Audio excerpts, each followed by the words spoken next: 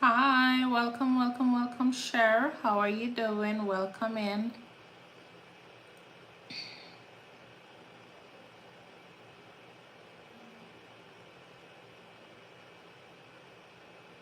Just sharing up the live a little. Let me send it to Aichang. Dikina, Joy, how are you guys doing? Thank you for liking up the live. Remember to go ahead and share the live as well. That would be nice.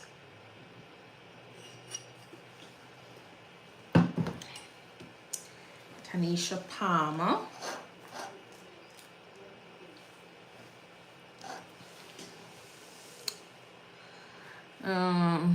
Jenny, Guzzy, Orlando, how are you doing? Yeah, we're gonna do some questions tonight. Remember to do your daily heart means as well. We might not go through that because we might just be chatting for the whole live. Okay, nice. You're good. Oh, glasses there.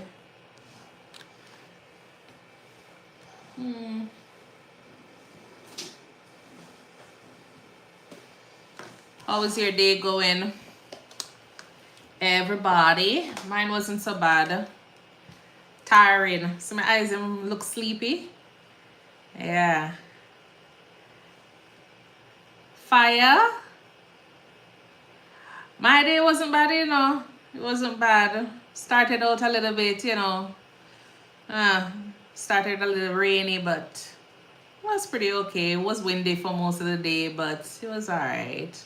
Can't complain. I got a gift from my new boss. Yeah. He got me a gift. Hi everyone on YT. Thank you so much for tuning in. If you're new here, I'm Stacy. Alright. And we're gonna go through some questions tonight. So if you're new here, go ahead and subscribe. Follow on TikTok at ThinkNursing, one word. All right. If you're missing the live stream, you know, if you decide to come off and come back on, you can always go onto YouTube and get the full length of the live stream. It's posted over there.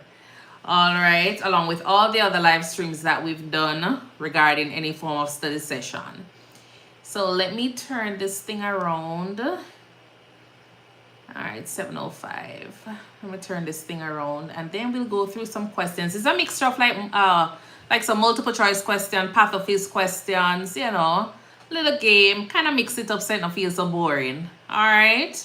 And then from there, just save the patient. We discuss as we go along. You teach me, me teach you. And that's it. So let me flip this thing. Zoom in here. And if it's the first time you're here, I'm Stacy. I'm originally from Jamaica. I'm a nurse. All right. I was trained in Jamaica and migrated to the States in 2016. So I talk a lot about, you know, my transition story as well. So feel free to ask about that. And I'll answer in another live as well. Oh, tonight I have a really important question regarding going back home and working as a nurse. I'm new here and would really like your advice. Unveil my life 617. Welcome. All right, no problem. Mansoor, how are you doing? Let me turn this live around or this page around. I don't know, but I run off of the live now. Do not participate. All right, but thank you so much if you decide to jump off. But go ahead and put the message down below, unveil my life. I'll try to answer it as best as possible. Alrighty, so welcome, tap up the live, share, and save the patient. That's all we're doing. So you put your answer in the comment box and that's it. Alright, Raheem, welcome. Jenny, Jen Bunny, how are you doing, baby mama? How is the baby going? Sarah Orion, welcome. Yeah, let's try to get the live up to 1,000. Mash up the class, Wagwan. Ethan the game. Yo, how are you doing? I see 14 persons on the live. I can't tap up the live. I can't tap up the live on YT. I can't tap up the live. Just one little touch on the button. Yes, that's all I'm asking. Sarah, I'm doing good. I'm good. Of course, Otis, you can learn too. My brother has Down syndrome and cancer. I'm so worried. Aoife Gamer, I'm so sorry about that. My prayers to you and your family during this time. All right. All right. Well, let's move on to the first question. Thank you so much, guys, for sending the live up to the 1,000 likes there. All right, before me,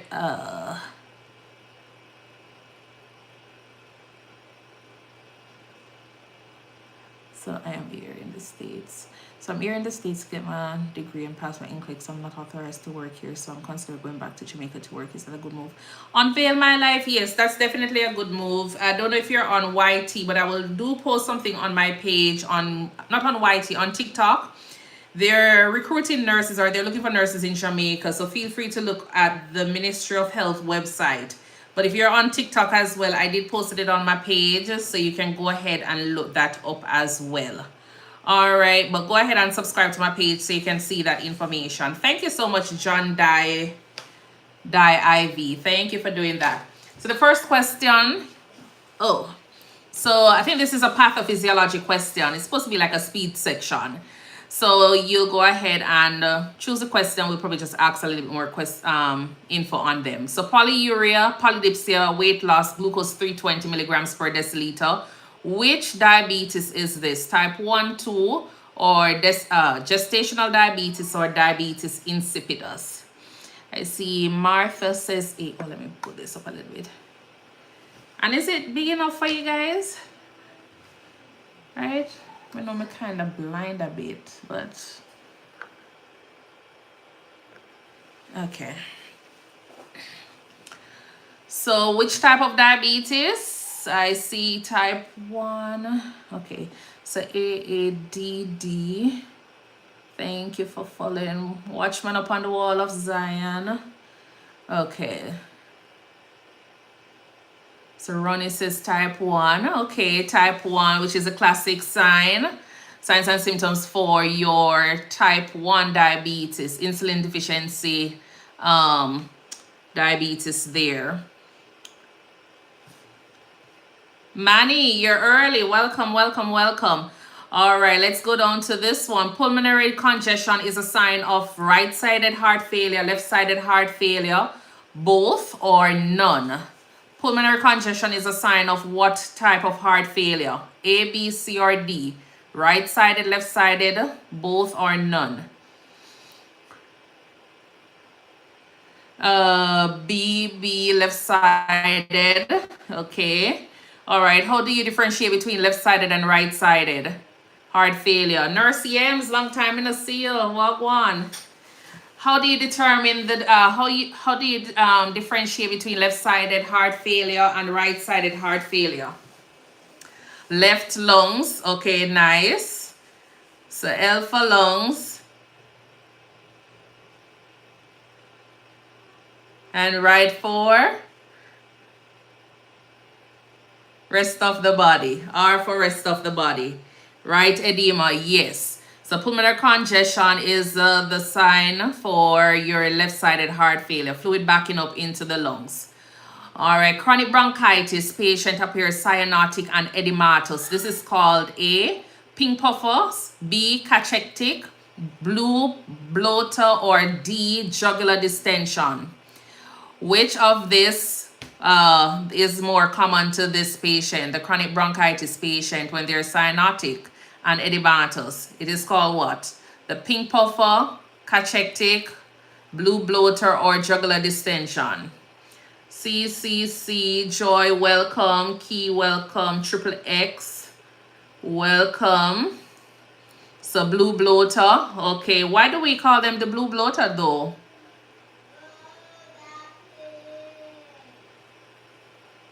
Why are they called the blue bloater? Your chronic bronchitis patient.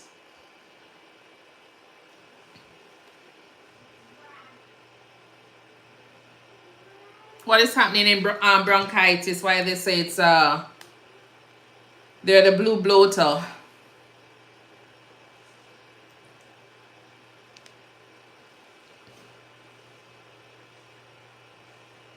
Keep on it.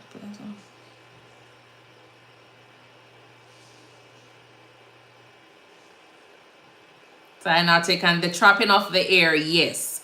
So the trapping of the air and the cyanosis in bronchitis, hence why the blue bloater, which is a classic symptom or sign for them. All right, and the pink puffer is associated with who? Who is associated with the pink puffer? When you hear that somebody is considered to be the pink puffer. Who is a pink puffer?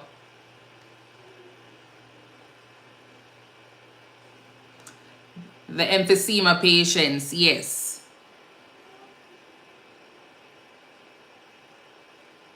And why are they pink? Why are they, they're pink? Why are they considered to be the pink puffer? In terms of the pathophysiology, what is happening?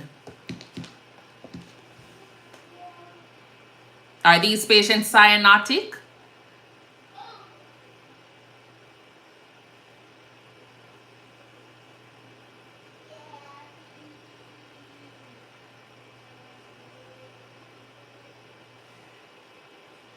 They're well oxygenated, but they're not, cyanotic, hence why it's called a pink puffer.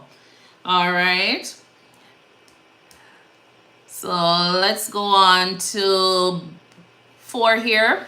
The lab shows high T3 or T4, low TSH.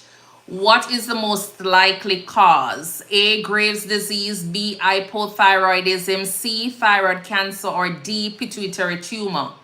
So you have a lab findings. The TSH is low, T3 is high, and the T4 is high. What's the most likely cause? Danny Sue says thyroid cancer, which is C. Nicole, Martha, welcome, BB. Hypothyroidism. Okay, nice, Danny Sue.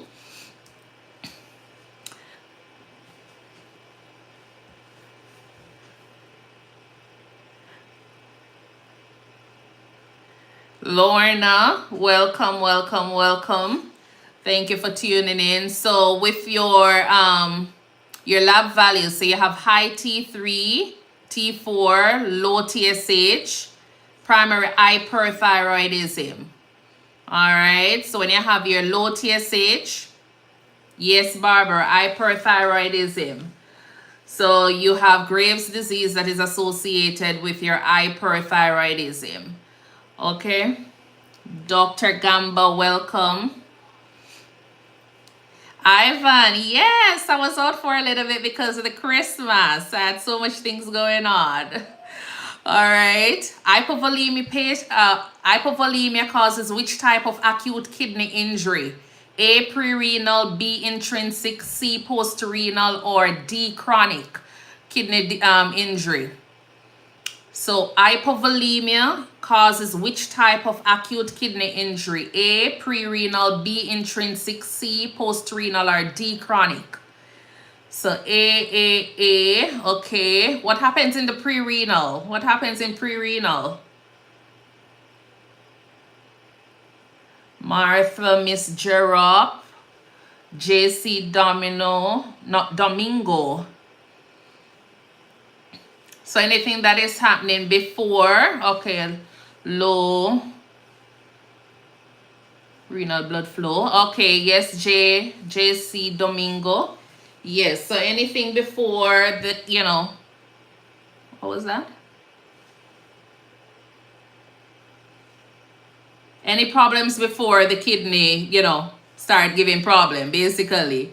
So for example, you have a patient that has being like dehydrated, you have a burns patient, your patient who has hypertension, sepsis, heart failure, those kind of patients. All right, your intrinsic, which one is that one? Intrinsic. When you think about intrinsic, what are you talking about there? What are you thinking about?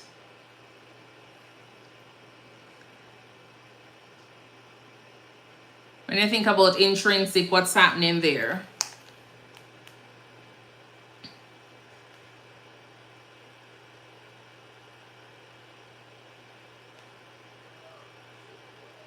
Infection of the kidney itself. Yes. Intrarenal. Okay, nice. Happening in the kidney. Yes. Okay. Anything has to do with the kidneys itself. Yes.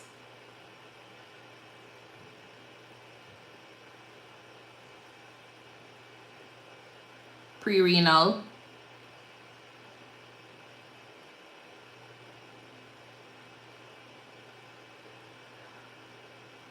What about post-renal? Potato fries.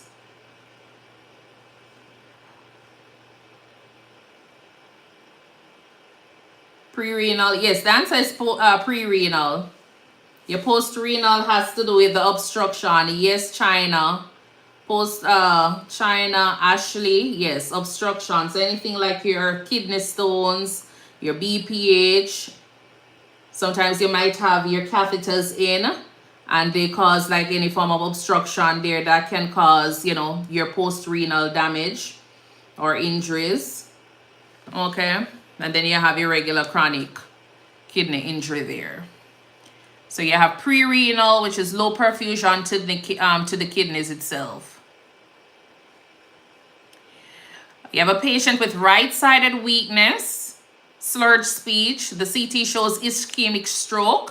What is the likely artery that is involved? A, ACA, B, MCA, C, PCA, or D, basilar? What is the most common cause for your ischemic stroke? Which artery is usually involved?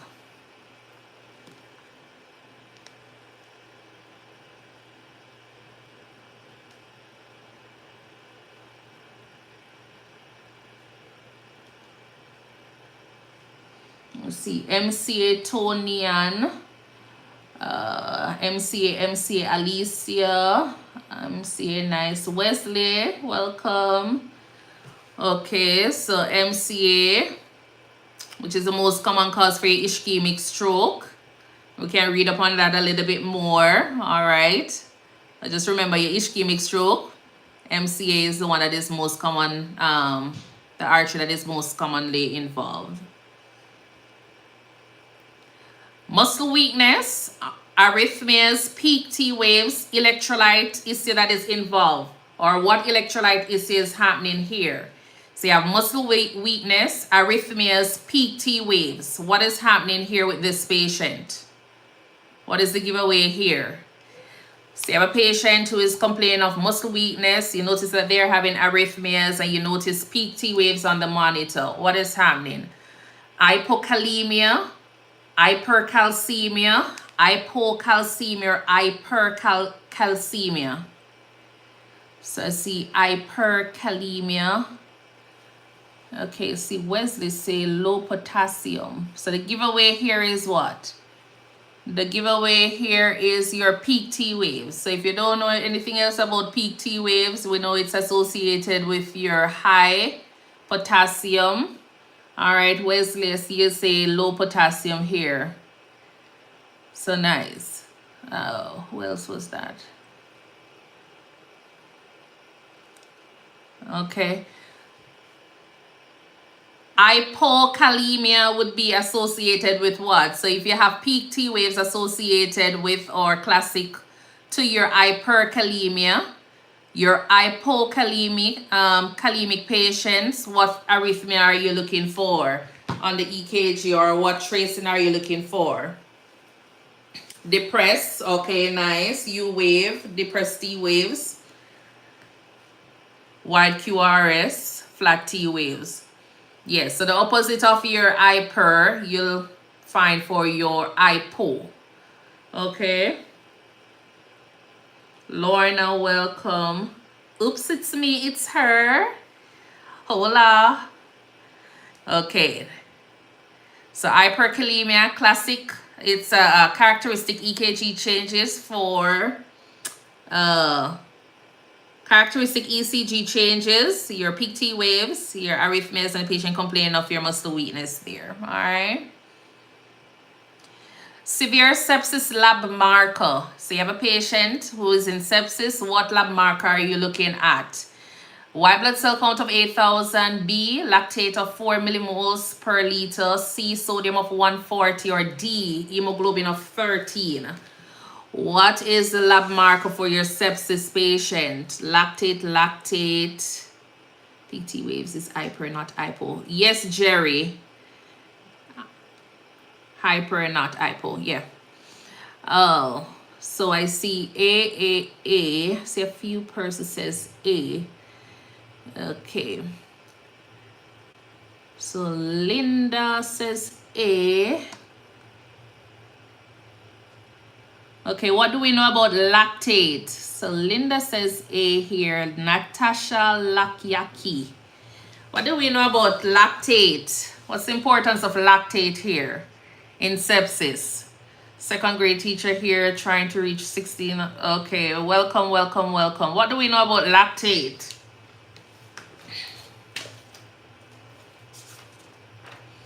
So white blood cell count, just think of it. So white blood cell count of 8,000, that's pretty within normal, all right? So that's not something we would be like rushing to address. That's okay. All right, so 8,000 is normal. Indicator of hemolysis from anaerobic metabolism. Yes, mildly manic. Okay, lactate increases with sepsis is a byproduct of hypoxia. Yes, and what it tells us with a patient. So when you have a sepsis patient, never mind. Okay, lactolo. You're good, Nicole. Okay, so it's a byproduct of anaerobic metabolism. So whenever the tissues are not getting enough oxygen, usually it increases. All right. So poor perfusion, anything like that, you tend to have your increase in the lactate here. So severe sepsis lab marker is gonna be your lactate. All right, because it shows what? Tissue hypoperfusion. Okay, so what do you use to guide, like, when you have a patient in sepsis, what do you use to guide in terms of for resuscitation? So we have your fluids. What else do we use in terms of resuscitating this patient? What else do we use? So we use a lot of fluids. Okay, so I see norepinephrine last, after your fluids. So fluids, antibiotics, nice. And you find the source of the infection, okay? And control the source of the infection there. So the first line, okay, blood cultures definitely.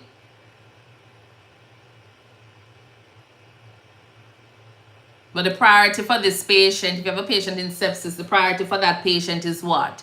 Is it the antibiotic, fluids, the vasopressin, or what's the priority for that patient? Fluids. Why is fluids the priority for that patient, a sepsis patient? Tony, Han, why is fluid the priority for that patient?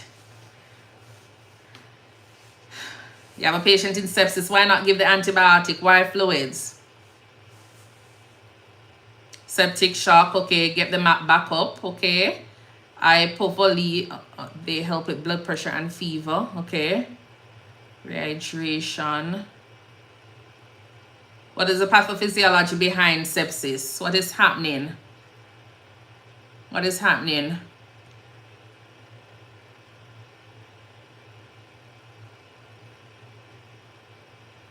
You have massive vasodilation going on, right?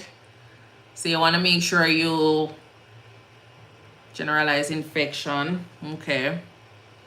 Yes, so cytokine release causes vasodilation.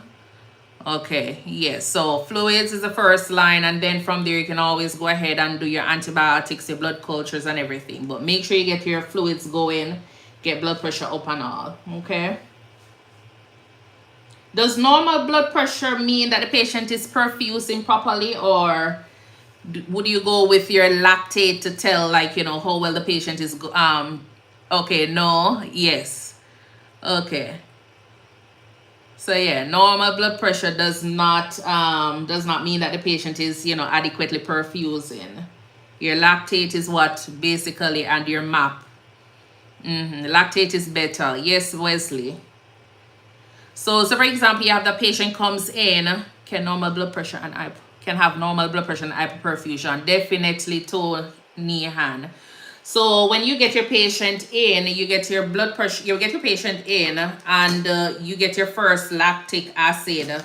When do you go ahead and get your second? Do you always get a second one, or you just call it a day? Is it important to get a second one, or why not?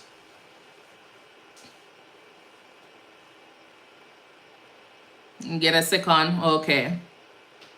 And what we aim in terms of with your lactate. So yes, you repeat your lactic acid, and you try to keep it below what? What are you looking for in terms of a good lactic acid reading? Get a second one after antibiotics and hydration. Yes, Miss Jerop.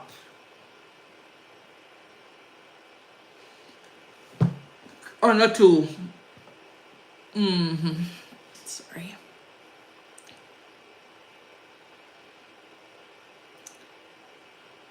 So under 2, yes. So anything that is greater than like 4, you want to make sure you be very, very aggressive in terms of your resuscitation, because you know that the prognosis might just be, I don't know, not so good for that patient. Need another to check improvement from baseline after fluids and the antibiotic. Yes, oops, it's me, it's her. Nice. All right. So even when your providers don't put the order in, always advocate for the patient and, you know, get your lactic acid. Sometimes it might not be a part of the bundle, the sepsis bundle for some institutions. So as long as you know, the protocol, advocate for your patient and get that going.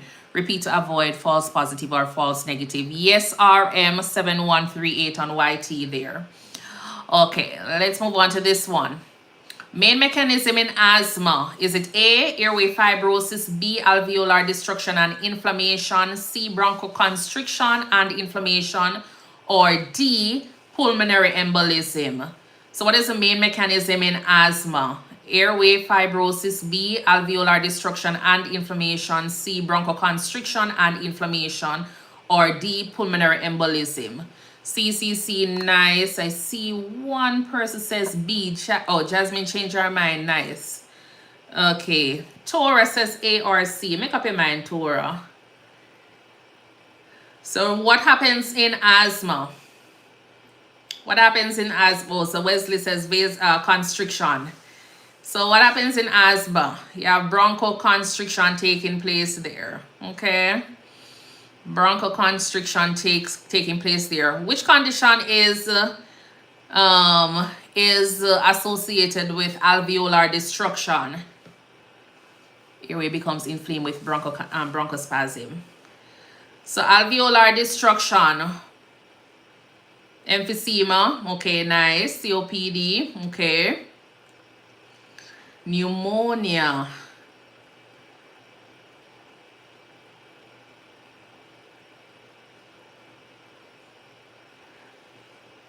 COPD.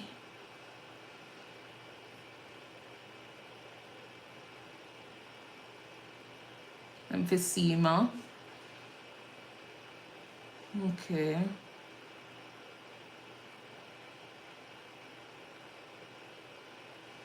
Okay.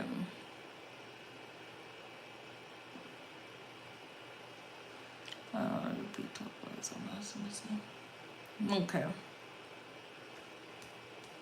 All right. So bronchoconstriction and inflammation is reversible. All right. And that is associated with your asthma. What is your first line of treatment for your asthma patient? So your patient that comes in with asthma, what are you anticipating for your asthma patients to help them? SABA, albuterol, nice. Yes. Nebulizer, okay. Rescue inhaler, okay. So you want to give them some bronchodilator. So the first line is going to be your SABA, your albuterol, good. Okay. Short acting. Okay, nice. Let's go on to this one here. Then you go on to your corticosteroids after to decrease inflammation. Yes. Okay.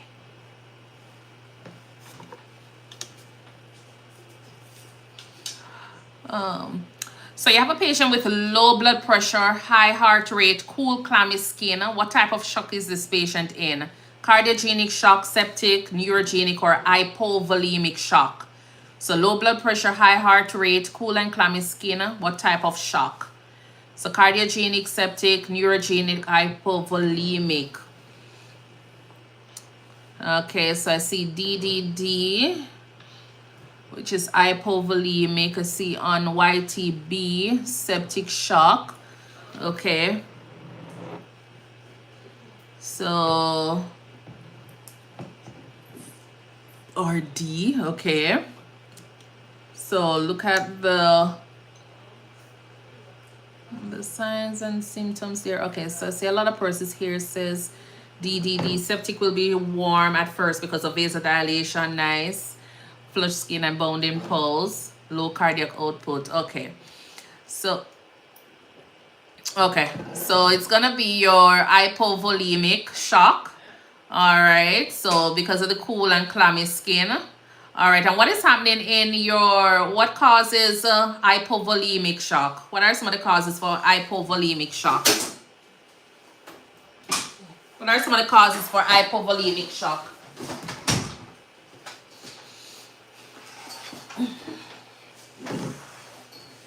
Dehydration, blood loss, hemorrhage, like your GI, traumas. Okay, nice. Your burns, diarrhea, good. And how do you treat your hypovolemic shock patients? So every patient comes in with hypovolemic shock, whatever it is, what are you anticipating? So it depends on the cause. So fluid resuscitation. Okay. So rehydrate. I see fluids, blood products as well. So depending on what is happening. Isotonic fluids, blood transfusion, nice.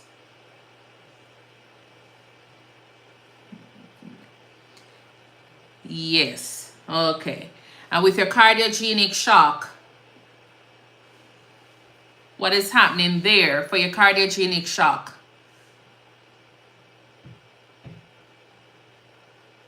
So we know that hypovolemia is a fluid problem or a volume problem. Cardiogenic shock, what kind of problem is going on there? Pump failure, 1 dot. Welcome, welcome, welcome. Yes. Pump failure, heart pump failure problem. Yes. Squeezing, overload. Yes. Okay. So like your heart failure, you have your patients with your MIs. Yes, CHF. Good. Your pulmonary edema. Cardiomyopathy. Yes. And how do you normally, what do you think they're going to be giving this patient? Heart failure. In terms of the treatment, what are you anticipating in terms of the, the treatment? They give you dobutamine. Okay, nice. JC Domingo. So your inotropes.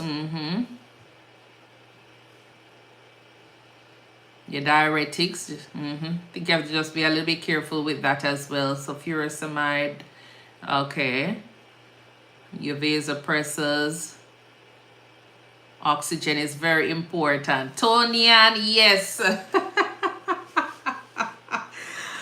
Daniel, them hard. We just a pick on a brain. We just a prick on a brain. Okay. And then digoxin. Yes, Wesley. Yes. All right. Seeing that you bring up digoxin. What is one important thing you need to do for digoxin? Because Daniel said the question too hard. So as a nurse and you're at the bedside, what is one important thing you need to do for your patient with digoxin before you give them that little tiny pill? Measure the heart rate, monitor potassium and heart rate. Let's see. Yes, shy girl. Well, shy. Yes, so you check your pulse and you realize it is 48. Do you still give it? Check your apical pulse. Yes. Chai Buzar. Nope. Do we check it and just put it one side, or do we check it and say, okay, let me check it again? Shy, you hold it. Okay. It should be more than 60. Would you check it a second time, or do you check it the one time and call it a day? Logs with doll, walk 1 Trina. Recheck and report. Hold it. Umi. It's okay to always recheck. Alright, it's always, recheck is pretty good. So you probably check it the first time and it's low. Nothing is wrong with checking a second time and then report if you get the same, Sometimes repositioning is another thing. Yes, scalar, repositioning is another thing. And then from there. Alright. So, and then what do we know about neurogenic shock? What do we know about neurogenic shock?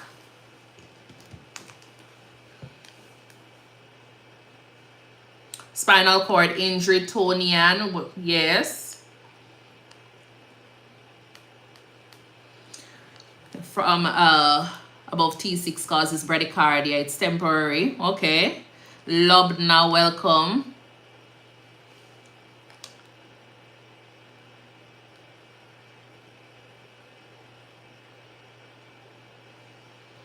Loss of the sympathetic nervous system. Okay, check blood pressure with hand level of the heart for the most accurate. Have arms supported on surface like table. Welcome in, Jacob. Welcome. Thank you. Yes. So you have massive vasodilation going on for your neurogenic shock there. Okay.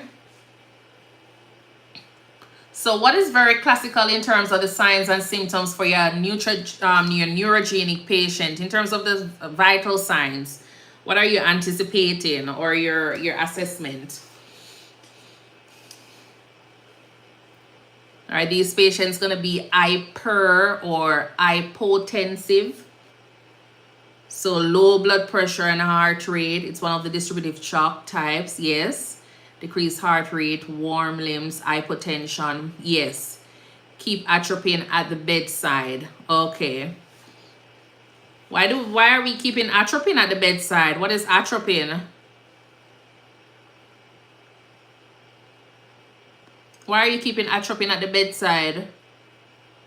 Tony Han?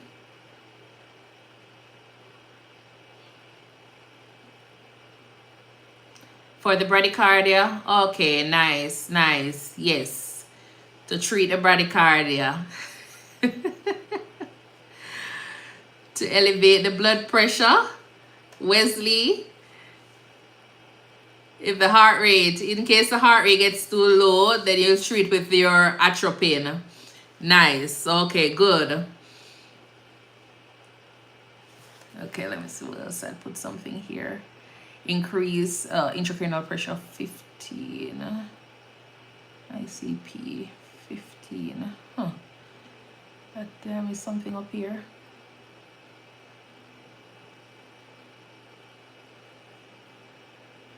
The person would be at risk for autonomic dysreflexia. Yes, hopes it's me. Yes. Okay. So ensure bladder is not full, which can trigger. Yes, oops, it's me. So always remember to try and get your bladder scan for these patients. Sometimes they'll be sweating, and you'll be wondering what is happening. Yeah, it can be because of that. Measuring ICP to watch it. Yes, Zas Bunala. I'm going to just say Zas. Okay. All right, let's move on to a little case study type question. In neurogenic, they also have warm skin. Yes, JC Domingo, they do. All right, so we have a 70-year-old patient diagnosed with pneumonia. Patient is also hypertensive, diabetic type 2, and also has chronic kidney disease. What is the most common causative agent for your pneumonia? Is it usually like a viral, bacterial? What? Most pneumonias are caused by what? Is it a bacterial or a viral? Bacterial, yes. Okay. Okay. So you have this patient here, and the temperature is 102.2, heart rate is 122, respiratory rate of 30, blood pressure 84/50, sat is 88 on 4 liters via the nasal cannula. Urine output is 15 mils per hour, lactate of 4.8. What is going on with this patient? So this patient is a sepsis, okay, septic shock, Tony hand, yes. So give fluids. So yes, this patient has a lot going on. You have a fever, tachycardia, tachypneic, hypotensive, hypoxic. You have, I'm gonna say, 15 mils. Everything is out of range here. High risk pneumonia, normal saline to mask. Okay, so let's manage this patient before we go down to the question. So you activate a sepsis protocol. So you have this patient that just came in and you're the nurse at the bedside. What's the normal range for lactate? Nicole is asking, what's the normal range for your lactate?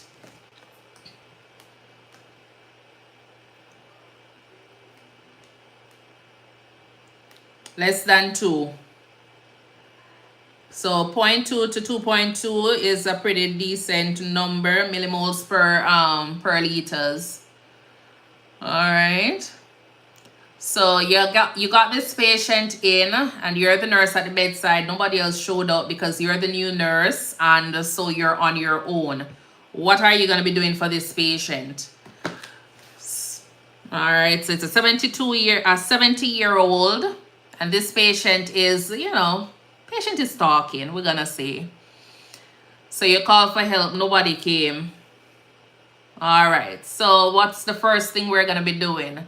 Temperature 102.2, heart rate 122, respiratory rate of 30, blood pressure 84/50, O2 88% on 4 liters, urine of 50 mils per hour, and lactate of 4.8.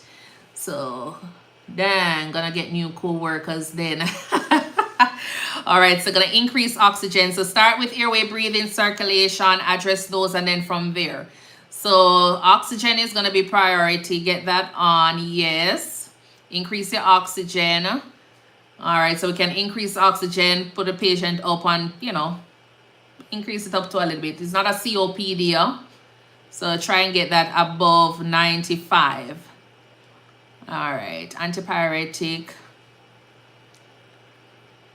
oxygen, then fluid. Okay, so as we say, use your airway, breathing, circulation. So even though we know that it's a sepsis patient, think about airway, breathing, circulation, and use those to answer the question.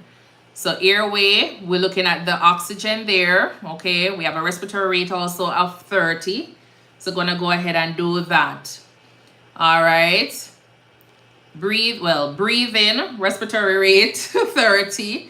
Then we're gonna go down to circulation, blood pressure. We address that 84/50, get that fluids going. You might be wondering, oh, but it's a sepsis patient. Fluids, norepinephrine, shy. We're not thinking about any norepinephrine right now. Start your ton of fluids. All right, remember it's gonna be weight based, so you're gonna give a lot of fluids to this patient, and then from there, we're gonna get the blood culture. Yes, you're gonna get your lactic acid. Make sure you get a patient on the monitor. Get an EKG on this patient. All right, get something for that fever. Get blood culture, then administer. Okay, so you're there, you're trying to get a blood culture, but the blood not coming down. You're not getting enough blood. What are you gonna do? Needs catheter 2. Okay, nice. Tony But what if the patient is like, 70-year-old Patient is saying, well, nurse, I can sit on the bedside, the bedside commode. Patient is with it. Are you going to still put in a catheter, Tony Ann? What are you going to be doing? Monitor for urine output. Ari says no, yes. So Siggy says no. So if a patient is ambulatory and, they can move to the bedside, for me, I would just have them, use the bedside commode. As long as I'm getting accurate output, I don't want to introduce anything that is going to cause extra, risk for infection. So as long as we're able to monitor appropriately, if it's a case where the patient is not able to get up, then, if it's 50 mils, they're obviously have a Foley already. Stevie Lopa, thank you so much for tuning in. Thank you for that one. Good. All right. So, yeah, so it depends on what is going on. And as Stevie says, if it is 50 mils per hour, obviously they have a Foley in already. All right. Then you'll get your antibiotic. You want your output to be what? What is your target on your urine output? So we have 50 mils per hour there. This patient can rapidly deteriorate. So I think a UCAF is necessary. That's true, Ari. And most of the time with my sepsis patient, I will go ahead and put in a catheter just because I want a sterile urine. So I'll just put in a catheter, get the urine, and just leave it in. So, that's true. So you always want to just think about, if the patient start progressing to the opposite side. 30 mils per hour, yes. Okay, so we address that. And then the lactic acid, we notice that the lactate here is elevated. We would have gotten that one, or maybe an in and out. So Asia, so depending on what is going on with the patient, if the patient is a hot mess like this one, in and out wouldn't be like, the most ideal. So it depends on the scenario, what is going on. And then as what, who was that again? I'd said, we'll just go ahead and get that, Stevie had said, we'll just go ahead and put that catheter in and just keep it there for accurate intake and output. And especially with the amount of fluid that will be given, that patient is going to be up every second to be peeing. So the last thing you want is to be having that patient, being at risk for more falls. Fluid will be normal saline, just asking, or lactate. Fluid, normal saline. Normal saline will go with that for this patient. Looks like shock symptoms. Yes. All right. Ortho hypotension, gonna take her out when she stands up. Maddie, yes, that's another one. Yes, that's another one. So we'll go ahead and do that. So what is gonna be a good indicator that this patient's vital signs is like improving? Like, the heart rate is gonna be going down, right? You're looking for the numbers to be going down. So blood pressure is supposed to be improving. Respiratory rates is supposed to be improving. Everything is supposed to be improving. Lactate is supposed to be going down, and your urine output should be increasing, right? So fluid's important, but gotta be careful because they have chronic kidney. Oh, Stevie. So chronic kidney disease and pneumonia, so could make oxygen worse. Yes, so isotonic. Okay, so yes, remember that first part of the chronic kidney disease question up there. All right, so we just need to make sure we're keeping an eye on that. All right. Patient is check potassium. Kitty, welcome, welcome. Respiratory rate is down, temperature go down, Wesley. MAP 60 to 65. Good urine output. ECG echo chest x-ray. Okay, yes.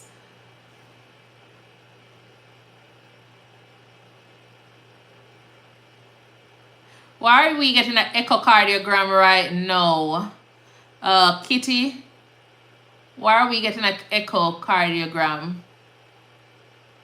Possibly LASIX, balance with LASIX. We also need a chest x-ray. Yes. You too's money. You is smart too.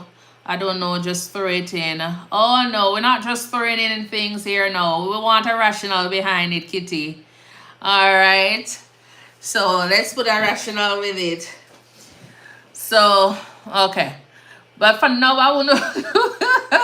Yeah, for now, I wouldn't say that we would need a echocardiogram right now. The chest X-ray, good. You know, the fluids, antibiotic, the oxygen. What do you think about getting an ABG? Order everything under the sun, right, Tony? What about like an age? Cardiologist will not accept the patient. Eri? BNP, okay. Okay, why would you get a BNP though? Why would you get a BNP? Ziggy says yes, ABG fluids, white, okay, yes. Heart failure, okay, that's fine, I'm observing at this point, can't You're good, Manny. Yes, so this patient would have been on cardiac monitoring, so it's okay to get like a BNP for this patient. Procalcitonin. JC Domingo. I think that since we have lactate, we have a lot of the information we need. Yeah, we have a lot of information. Possibly bicarb. Okay. After ABG. Yeah, so sputum after inoculate. Auntie Corky, welcome. Yes. So we have a lot of information here for this patient that we could actually work with, and you know, you alone at the bedside, you have a lot of things that you can get going. BUN creatinine, yes. All right, so I think you guys answered all of it already, but which finding indicates progression to septic shock? A, the lactate, select all that apply. All right, safety for, yes. I think someone had said safety earlier, fall precautions earlier as well. So select all that apply. A, lactate 4.8. B, hypertension. C, fever. D, decreased urine output. And E, tachycardia. I remember that when you're doing the select all that apply questions, you know, you get points for each correct answer. So if you only know one, you only know one. All right. Don't try to be like, you know, oh, I'm going to choose 10. And then you get none correct. So whatever you're confident within your answer, just choose that one. If it is just 2, go ahead with your 2 and leave it, because you lose points for the others. All right, so which finding indicates progression to septic shock? Is it the lactic acid of 4.8, B, the hypotension, C, fever, decreased urine output, or E, tachycardia? See all of them. F, all of the above. Okay, so A, B, D. Let's look at them. So A, the lactate, B, the hypotension, and the decreased urine output. Fever and tachycardia.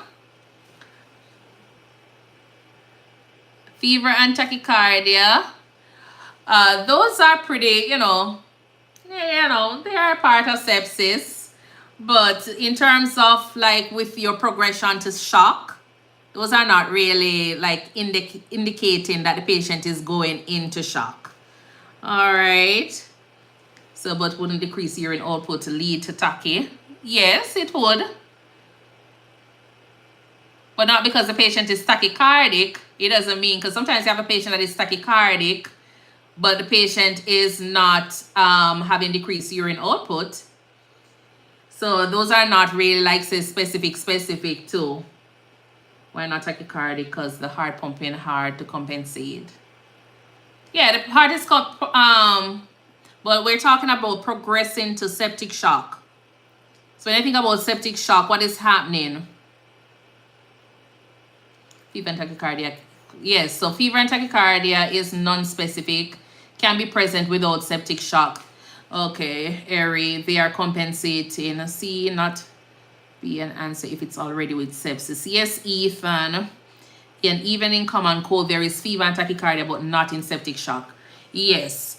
So you have impaired tissue perfusion happening in sepsis, right? High lactate is because of the anaerobic metabolism. Hypotension is happening despite of the infection. Oliguria reflects the renal hypoperfusion. The fever and the tachycardia is happening because of sepsis, but it's not because of a shock. Okay? We're past the yellow flags and on our way to red hot. Auntie Corky. All right, so just remember, so you have your lactate, your hypotension, and your decreased urine output. And as I said, just think of regular common conditions that are there when you have a patient with fever and they're tachycardic. Do they have like decreased urine output that is saying, oh, this patient is heading into shock? No. All right. Let's move on to this one. Which order should the nurse implement first? So which order should the nurse implement first? A, administer IV norepinephrine to that same patient. B, administer 30 mils per kgs of IV isotonic IV fluids. C, obtain blood cultures. Or D, administer IV antibiotics. So which order should the nurse implement first? I see administer 30 mils per kgs of IV isotonic fluids. And we talked about that earlier. So let me see who wasn't here. Kimoy, welcome, welcome, welcome. So Kimoy says to obtain blood cultures. So as we say, we have massive vasodilation taking place. So you want to go ahead and address that, vasodilation. The patient's blood pressure is going to tank. So you want to address that circulatory problem first, that perfusion problem. So the isotonic fluids is what you need to stabilize that patient, help with perfusing. Then you can do all of the ton of things you want to do afterwards. All right. Get your blood cultures, give your antibiotics. After the fluids, if the patient is not responding, then you can go ahead and give your vasopressors. All right. So your IV fluids is the first thing you'd want to do. So you go with your B, then you go to your IV, then you go to obtain your blood cultures. Then you will go to your antibiotics, and then so it would be B, C, D, A. That's the order that I would go with, and then from there, blood cultures before antibiotics. Treat the objective findings first. Maddie, yes. B, C, D, A, yes. If fluid fail, you give norepinephrine. Okay. So the first thing we'll go with is your fluids. Always give your fluids first before your vasopressors. Without volume, pressors will not work. Cultures and antibiotics are urgent, but perfusion is priority. When you're giving your vasopressors, what is one important thing you need to do? What we know about vasopressor? So what we know about vasopressors? So you're giving a patient vasopressor. What we know about that medication? They need fluids to work. Okay, yeah, they need fluids to work. What else we know about vasopressor? Is vasopressor a dilator? Bree says dilator. Is vasopressor dilator? It's a constrictor. Okay, so it's a constrictor. So Bree says she says it's a constrictor. So if it's a constrictor, what is happening? If you have a patient in shock, all right, and you already have the body, so the body is in shock. The body is in shock, and you're giving that vasopressor. What is happening? Just think of it squeezing from everywhere to go to those vital organs. What is going to happen to your toes, your ears, your lips? What is going to be happening to those areas? Vascular, okay. Vascular press to restrict. Cyanosis can turn blue. Yes, can become necrotic. So what you need to do is ischemic. Yes. So keep, make sure you're checking your patient's toes, your fingers, for cyanosis, ischemia. Stop getting blood. Yes, we don't want to be, getting all of that blood being pulled and sent to the, those main organs. So you want to make sure you're monitoring your patient properly. Take off some of the sheets, the warm blankets, and look under it and see that they're okay. All right.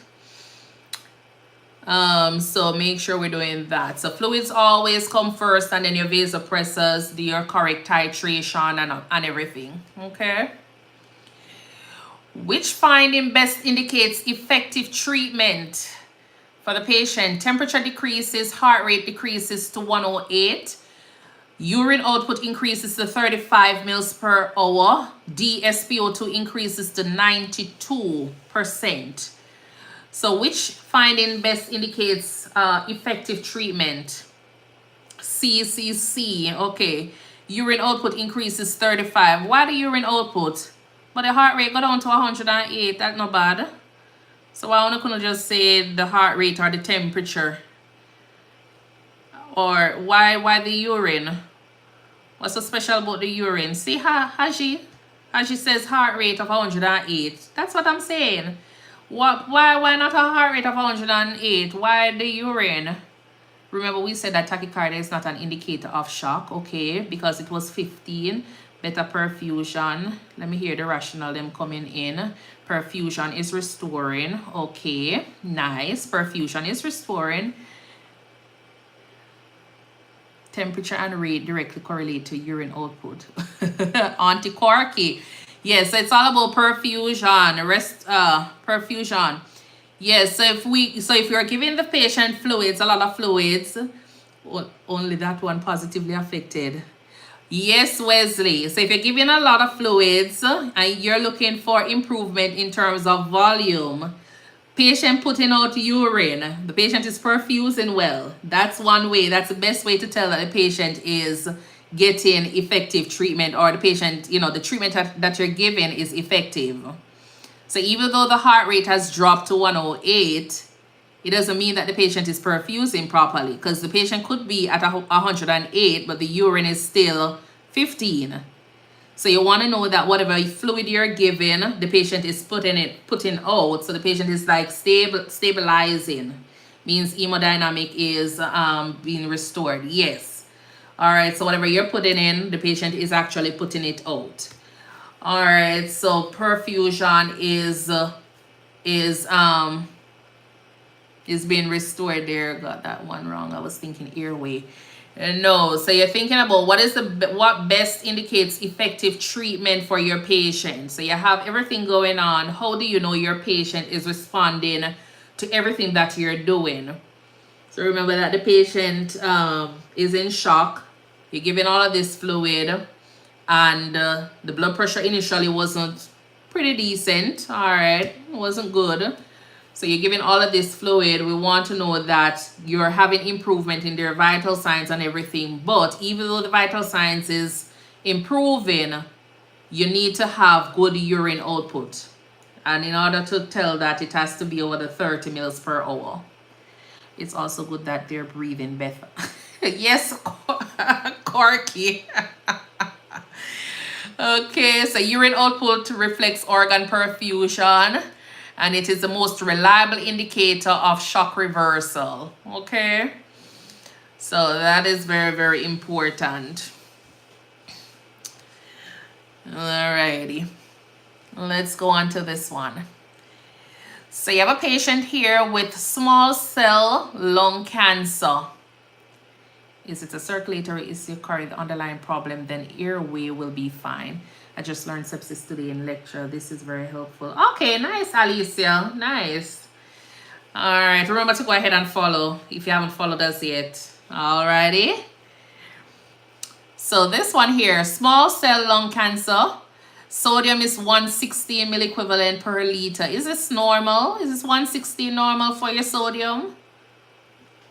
Is this a normal sodium level here? No, it's low. Yes, that's low. What's the normal sodium level we're looking for? So, oops, it's me. I think, oops, you're wrong. Look at the number you put in. Oh, you're correct. It's nice. So, 135 to 145 for your sodium. All right, serum osmolality, is low. Urine specific gravity of 1.040. What's the normal urine specific gravity? You're wearing nails, Mr. Them. What's the urine specific gravity? What's the normal specific gravity? What's the normal? Hyponatremia. Okay, 10, 10, 30. That's the one I know too, Leslie. Okay, so 10, 20, 10, 30. Increasing urine output, putting out too many of electrolytes. Okay, so I know the 10, 10, 30. So it depends on, you know, if they've changed. I know the 10, 10, 30 for the specific gravity. So unless they change it, then work with whatever it is that you know. All right. Urine output is 250 mils per day, and the neuro, the patient is confused and is also nauseous. Asante, you have the 10, 10, 32. Okay, nice. So, based on what you have there, which condition explain all of these findings? Low osmolality, hyponatremia, urine specific gravity of 1040, urine output 250 mils per day, or confusion and nausea. So hyponatremia because of the cerebral edema. SIADH, okay. BBBBB, Tau Phi, welcome. Dorian, welcome. I saw you earlier, I know. I meant to welcome you in. So BBB, SIADH. What SIADH means? See everybody put in BBB. What SIADH means? What it stands for? Oh, it was low. It's low.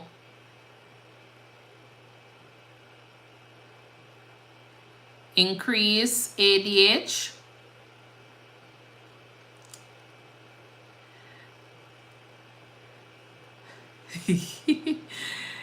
Syndrome of inappropriate. Syndrome of inappropriate anti-diuretic hormone. Yes. Dry inside. Yes. Okay. So which condition it? So which one? Okay, so we say SIADH, B. So you have low sodium and concentrated urine and low output. You have your SIADH. Diabetes insipidus would show high urine output and diluted urine. And let me ask, I don't know how many persons were here the other day. Which of the diabetes is this associated with? Type 1 or type 2? Which of the diabetes is, and if you were here the other day, don't say. Diabetes 1 or 2? Diabetes insipidus. Which?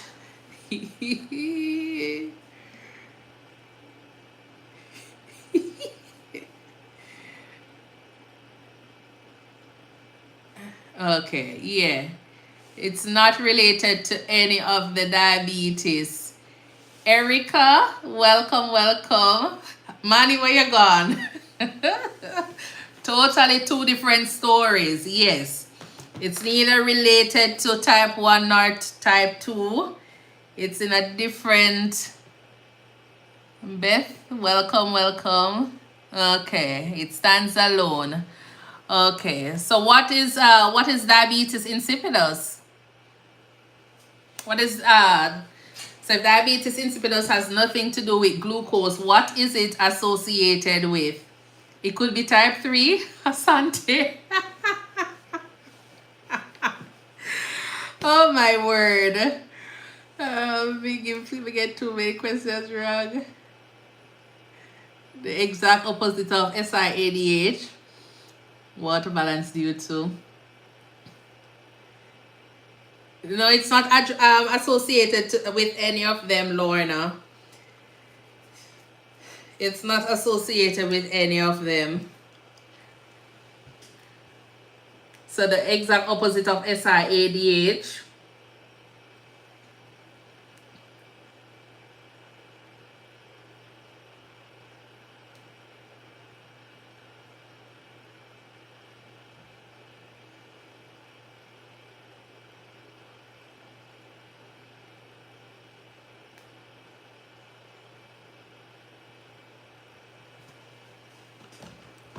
water balance due to the SIAD, the ADH deficiency, need vasopressin, ODH. Okay, nice. So they tend to have the polyuria, the polydipsia, but it's just that they don't have the glucose like your regular diabetes patients.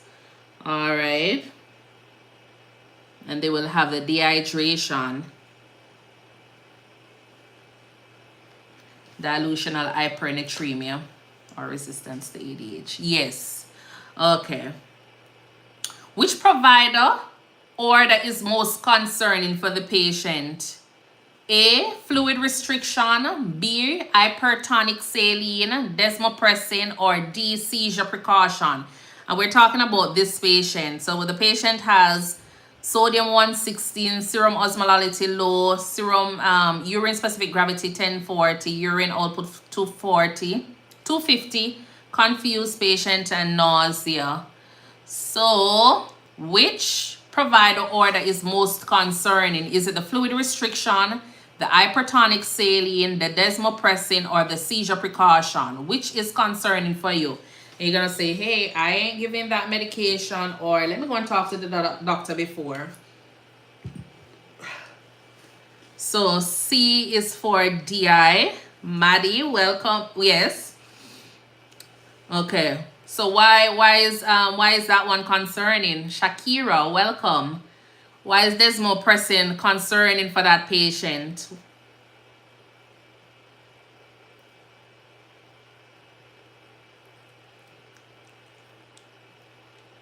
Causes them to retain more water or fluids. Okay, good. Yes. Is hypertonic saline, are you okay with giving this patient hypertonic saline? Yes, so because of the fluid retention, you'll be adding, to that. Are you okay with giving this patient the hypertonic saline? Why are you giving this patient the hypertonic saline? What's the reason? What's the rationale for giving this hypertonic saline?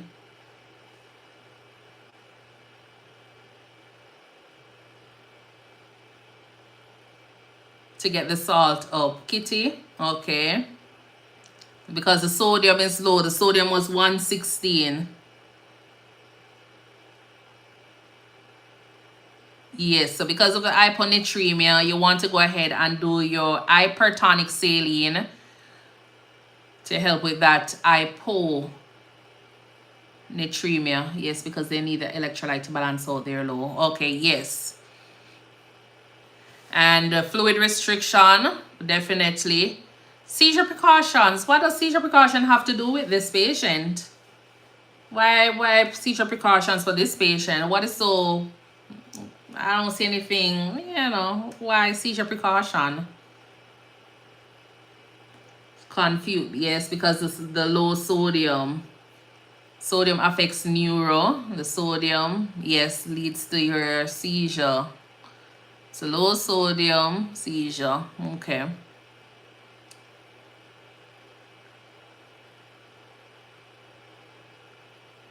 Okay, nice. So we know that the patient is confused. Patient is confused and complaining of nausea, electrolyte imbalance, low and high sodium seizure. I mean, how old are they? Oh, they're 70. The brain could be starving. They're 70. Yeah, they're already confused. Already confused. So you do your seizure precautions for this patient. What are some seizure medications you could be thinking about for this patient, like precautions, prophylactic medications you could be thinking?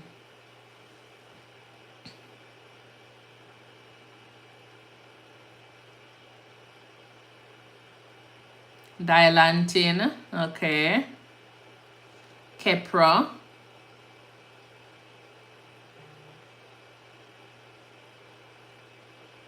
Yes, dilantin, phenytoin, Keppra.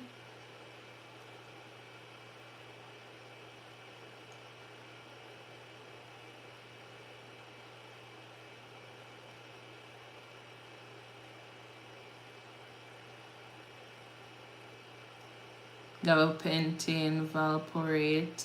Okay.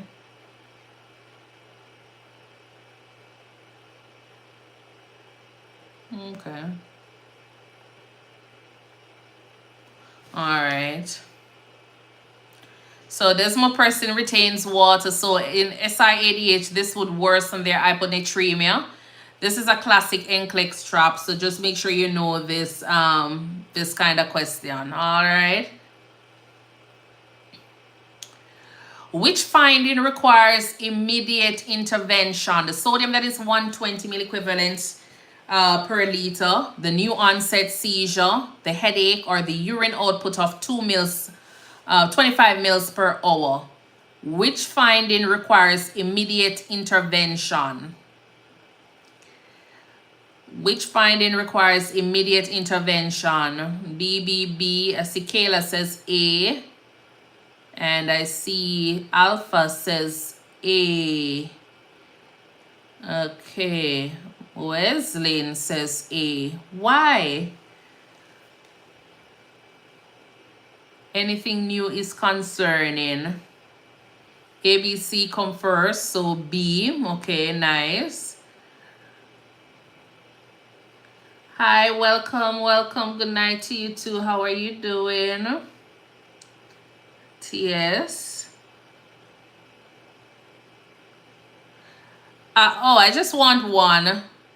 I just want one answer for this one. So we know the sodium. Sodium is what, 135 to 145. So it's still low, okay? You have the new onset seizure. So that needs immediate attention. The headache, we'll still address. Urine output is below. We can still manage, just passing through. That's fine. Thank you so much for stopping by. So the seizure, neuro, okay? Thank you. So the neuro is definitely something that you want to address. So because the patient can be having increase. So because of the new onset seizure, you want to go ahead and address that. So remember, the patient already has the low sodium. You have the cerebral edema taking place because of that. The swelling in the brain, we're going to have to save their brain. Exactly. So the brain is going to, you need to save that brain. So address the new onset seizure, then you can always go ahead and do the other things, okay? So your answer there is your B. Because of the acute cerebral edema, the patient is having the seizures there, and this is life-threatening, so it overrides your labs, okay? And yes, all others are expected. Oops, it's me. Thank you for the gifts, TS Music. Thank you, Kitty, for the gifts there. Okay. So let's go down to this one. So you have a patient here, type 1 diabetic, glucose 560, pH of 7.18, potassium of 5.9, and a respiratory rate of 34, deep and rapid. Okay. So type 1 diabetic, what are you thinking? So you go in and you hear this, you're on the ward round with the doctors, and they, they're giving the handoff, and they're like, oh, type 1 diabetic, glucose this morning 560, pH is 7.18, potassium 5.9, respiratory rate right now is 34. What are you thinking going on with this patient? DKA, I bet they didn't even know they're type 1. DKA, diabetes, ketoacidosis, yes. So we know that's a medical emergency, so we need to get cracking with everything. Cosmal respiration taking place, deep and rapid, yes. Potassium is high, so we need to address that. You see the pH here, all right. Patient is acidotic, okay. So let's move on. What's the nurse's first action? What's the nurse's first action here? A, administer IV insulin. B, start IV normal saline. C, administer potassium. D, apply oxygen. So what's the first thing you're going to be doing for this patient?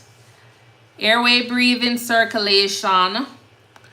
Is it A, IV insulin, B, start IV normal saline, C, administer potassium, D, apply oxygen? Airway, breathing, circulation. What's the nurse's first action? I see, who see? Huh? C, no, I think probably that was an arrow.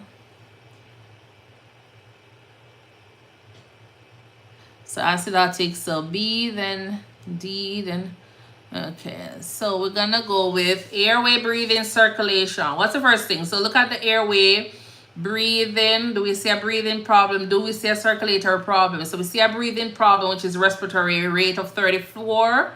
So we definitely can go ahead and start with what? D.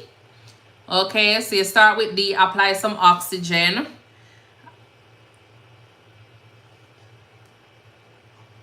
Well, I will go with D. Apply some oxygen and then from there. All right, so, you go ahead and start with your oxygen and then from there. So what's the first action?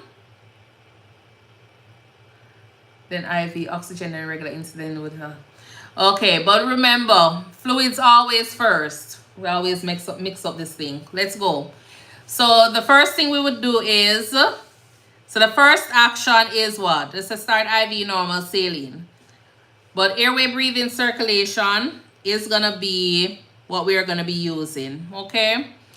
So we have administer IV, start IV normal saline, because we know that with type 1 or diabetes ketoacidosis, we know that dehydration is going on. So we need to treat that first immediately.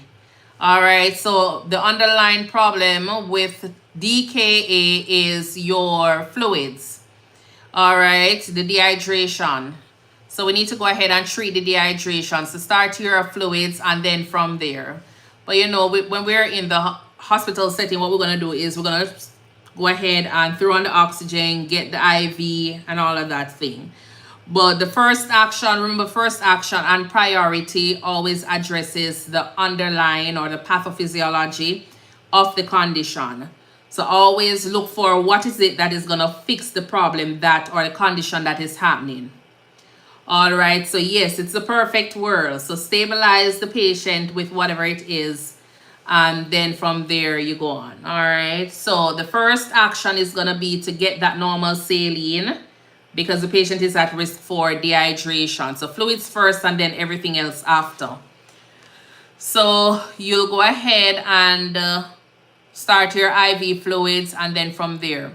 So fluids first in DKA. Insulin without fluids can cause vascular collapse. Administer potassium. You don't want to go ahead and administer potassium to somebody that is already hyperkalemic. Oxygen won't stop those respiration because it's compensatory. Yes, Maddie.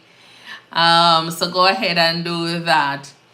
So you give that potassium. You put in this patient further into having more, you know, peak T waves. All right. So you don't want to cause more arrhythmias because of that. And as I say, you don't want to go ahead and start your insulin if the patient is dry. All right, so make sure we do that. Why is potassium initially elevated for your patients? Is it A, excess dietary intake, B, renal failure, C, potassium shifts out of the cells due to acidosis, or insulin overdose? So why is the potassium initially elevated? Because the potassium is extracellular, but the insulin will help to push it back into the cell. Kitty says V. V. Oh, 4. Okay. Or 5. Okay. So potassium shifts out of cells due to acidosis. So the potassium is elevated because acidosis pushes the potassium out of the cell. Total body potassium is actually low. All right. So when we think of the cocktail, calcium gluconate. Okay, so when we think of the cocktail, so we know that we give the insulin We know we give the insulin. What else do we use for your elevated potassium? How do you treat your elevated potassium? How do you treat hyperkalemia? Insulin will cause hypo, not hyperkalemia. Yes.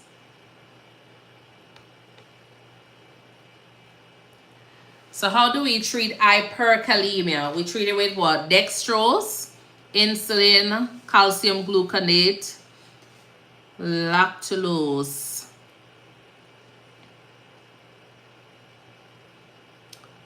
Is it lactulose? You're thinking? Albuterol, caxylate.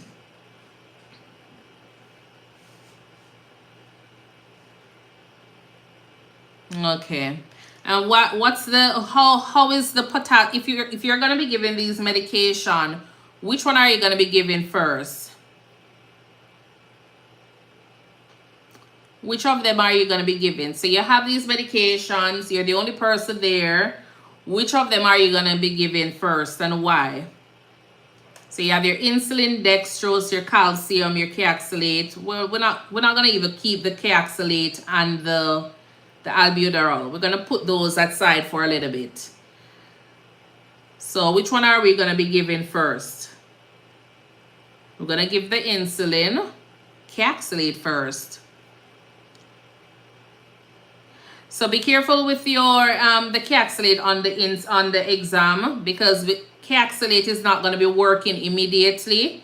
You have to be mindful that for NCLEX, sometimes I see where they say, oh, you give the caxylate, it's inaccurate because it's going to take a while before your oral medication starts kicking in. So that is not something that is going to be working in the emergency, phase of treating your hyperkalemia.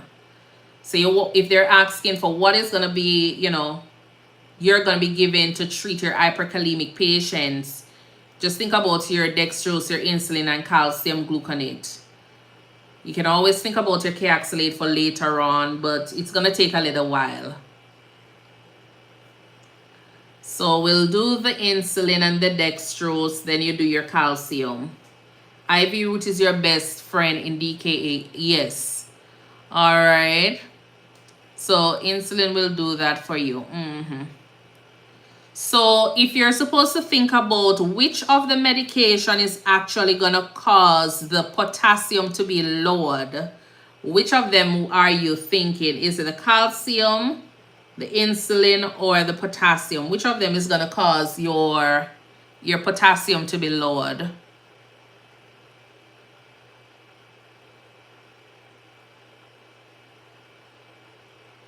Your insulin. Okay.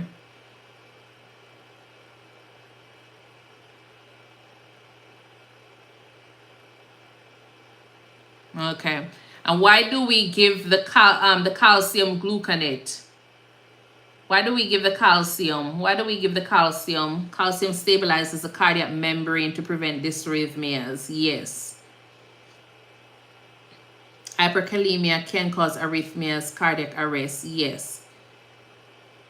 So you go ahead and give your calcium for your membranes, okay? The insulin is one that is going to open up the cells and drive the potassium out.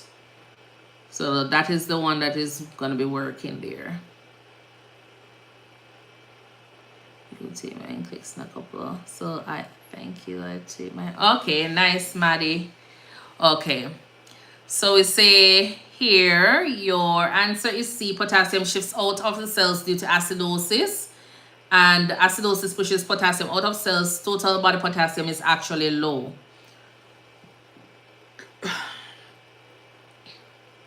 Which complication is the nurse most concerned about once insulin starts?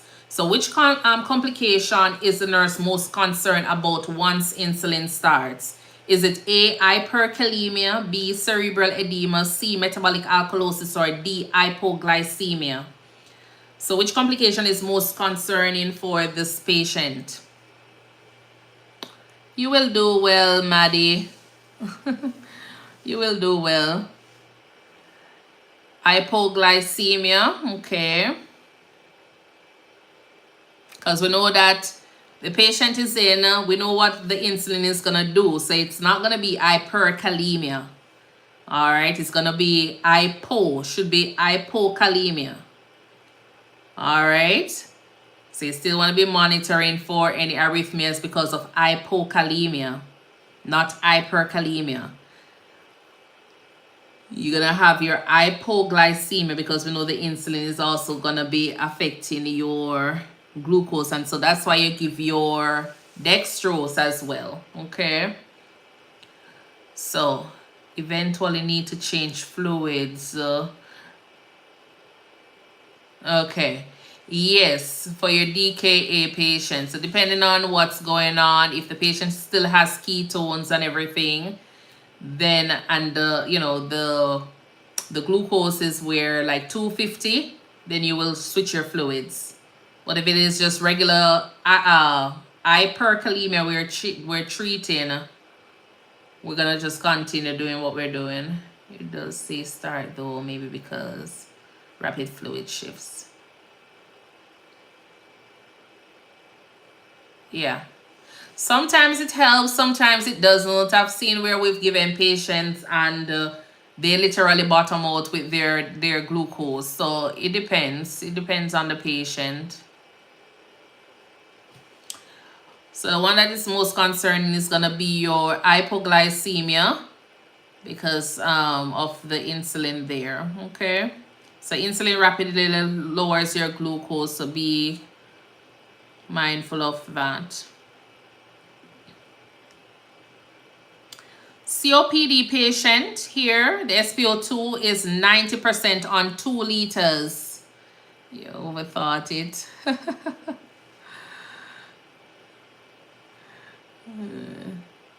Yeah, it's usually a one-on-one. DKA is usually like a one-on-one because of there's so much things you have to do. Every hour you have to be doing your glucose check. Or some places you do like a chem panel, because you want to be looking at your potassium, you want to be looking at your anion gap, your chemistry, entire chemistry panel. Some places will do, and your titration, every hourly titration. So it's a lot of work. It's a lot of work for your DKA. So you have a COPD patient here. SpO2 is 90% on 2 liters. The patient is post-op. Respiratory rate of 8 breaths per minute on PCA. DKA patient, glucose of 320 milligrams per deciliter. You have a stroke patient that has a blood pressure of 198 over 96. All right, so these are 4 patients. What was I asking here? I think it was supposed to be a priority question. Who is going to be your priority patient here? So these are some priority questions. Who is your priority patient? And then the answer here is, yes, who you see first. That's going to be, because the answer already showed. The patient with a respiratory rate of 8. All right, respiratory depression. The opioids can cause death within minutes. Airway always comes first. So if you have this patient and you notice the respiratory rate of 8, what is it that you're going to do? I thought, where is A, God? Opioid toxicity. Yes. So if you notice you have this patient or you have these 4 patients, what is it that you're anticipating, or what is it that you're going to do? So I see Wesley says oxygen. Okay, so you put on the oxygen. The patient still is breathing at 8 and the patient is on the PCA. Oh, stop the PCA, then oxygen. Okay, so stop the PCA, then put on the oxygen. Pray and then give the Narcan. Okay, stop the PCA. Kitty says Narcan. Grab the crash cart. Stop the PCA, then the naloxone. That's right. So stop the PCA, give the Narcan. You give your oxygen. And that's the antidote for your opioid overdose. Okay. DKA patient, glucose 320. That's okay. Not really okay, but for a DKA patient, you know. Stroke patient, blood pressure 198/96 high. Stroke patient, still want to get this down a little bit lower. COPD patient, 90% on 2 liters, not bad. So this patient will be the last to be seen here. All right, this one will be the last one. You'll see this. So we'll see B first. Oh, let me fix A. We'll see B first. B first, and then we will go ahead and see who else you'll go ahead and see. B, then they already had stroke, so okay. Cold is good for now. Oh, the COPD is good for now, yes. Who would you go and see? I would probably see D, the stroke patient there, because this blood pressure is a little bit too high. DKA, glucose, never really give anything much. So I would just say, I would see B, D, C, then A. B, D, C. Yes, Maddie, that's the order I would go in as well. They already had a stroke, so I would definitely want to get that blood pressure down a little bit lower. I would really have to get this blood pressure a little bit down. They didn't give much information in this DKA patient, so we're just going to say the glucose is what it is. All right. Which patient is appropriate to delegate to your LPN? COPD needs no intervention, to be honest, just monitor regular. Exactly. And hand a turkey sandwich. I will not be bothered with A. Tofi, exactly. No, just give a warm blanket, a remote, and say, you know, I'll be back. All right, so which task is appropriate to delegate to an LPN? A, initial assessment of septic client. B, titrate IV insulin drip. C, administer IV antibiotics to stable client. D, teach fluid resuscitation for SIADH patient. So which task is appropriate to delegate to an LPN? I remember, so even though these sound a little bit technical, just look at keywords in this, the answers, and look at what the roles and the responsibilities of your LPN are, and then from there you'll be able to answer. So don't be distracted by, you know, what it is that they're going to be doing too much in terms of like antibiotics, insulin, whatever it is. So I see C. Auntie Corky's question in C. Administer IV antibiotics to stable patient. LPNs can titrate initially, assess. Can't. Okay, can't titrate, yes. They can't titrate initially, assess or teach, but can do focus assessment, but not the first one. Oral antibiotics and stable patient, not much above PCT, so C. We do tasks which we can eat, evaluate, assessment, and teaching, yes. Cannot delegate, tape, teaching, assessment, planning, evaluation, Tony, hand, yes. They are allowed to administer meds intravenously. So depending on the state and the policy, some places, but then you have to look at this part here. All right. So if you look at all of the answers here or the options, they can't do the push. If you look at all the answers that they have, which one is more appropriate?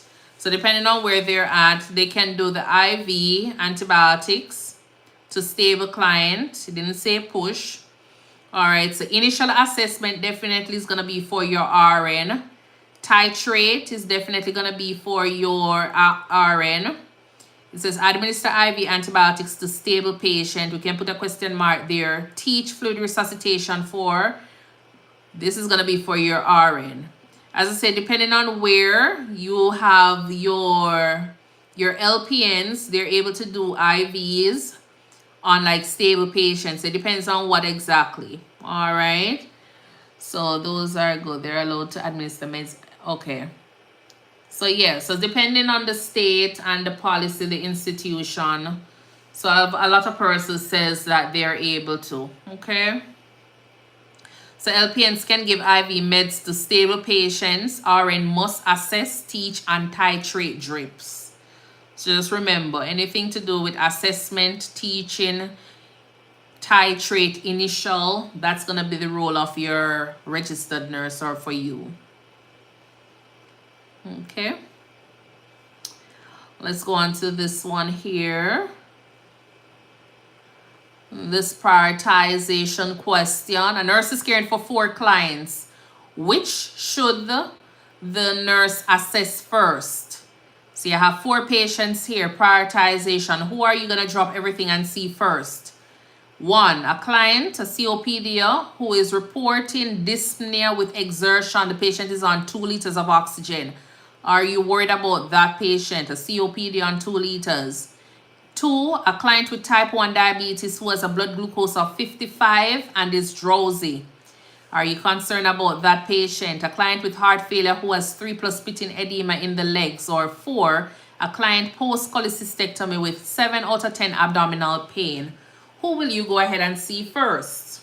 Is it the COPD, the diabetic who is hypoglycemic, your heart failure patient who has 3+ edema, or the client with cholecystectomy, 7 out of 10 abdominal pain? So I see B, D, C, A. Okay, so we'll see the hypo. COPD patients shouldn't have too much oxygen because it's worse than their COPD. D is expected. So, okay, so D, COPD, that is pretty okay. Reports dyspnea with exertion. Remember, this is a COPD. So, this is going to be practically expected. Let's just say for your COPD. All right. 4 is going to be expected. This patient is a post-cholecystectomy. They're going to be having abdominal pain. So we need to control that pain. A client with heart failure who has 3+ pitting edema, yes. A client with type 1 diabetes who has blood glucose of 55 and is drowsy. That's, you know, a diabetic patient, diabetic patient who is hypoglycemic. So we definitely need to address this one because, you know, you need to make sure they're not hypoglycemic and then going into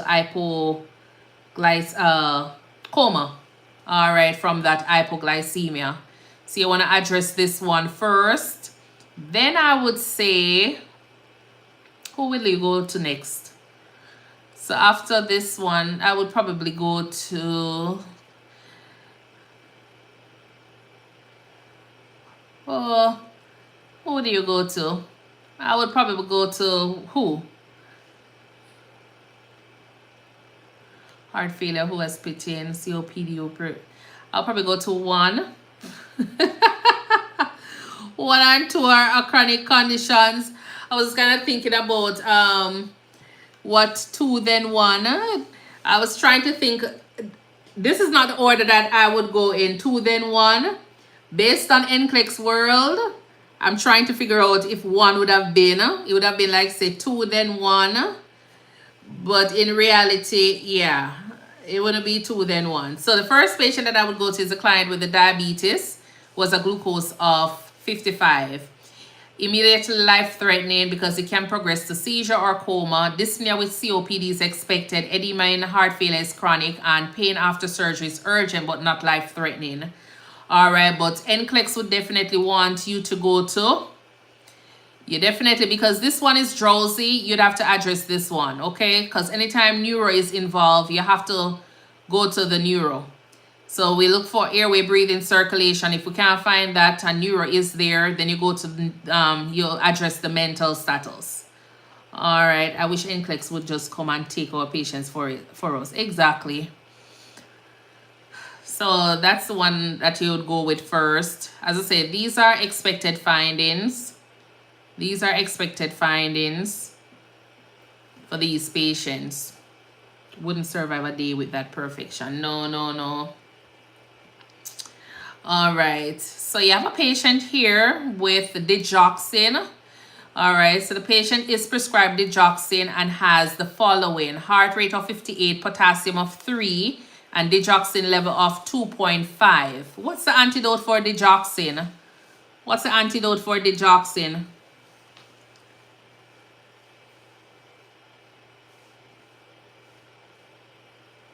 Digibind. Okay. Digifab. Okay, yes.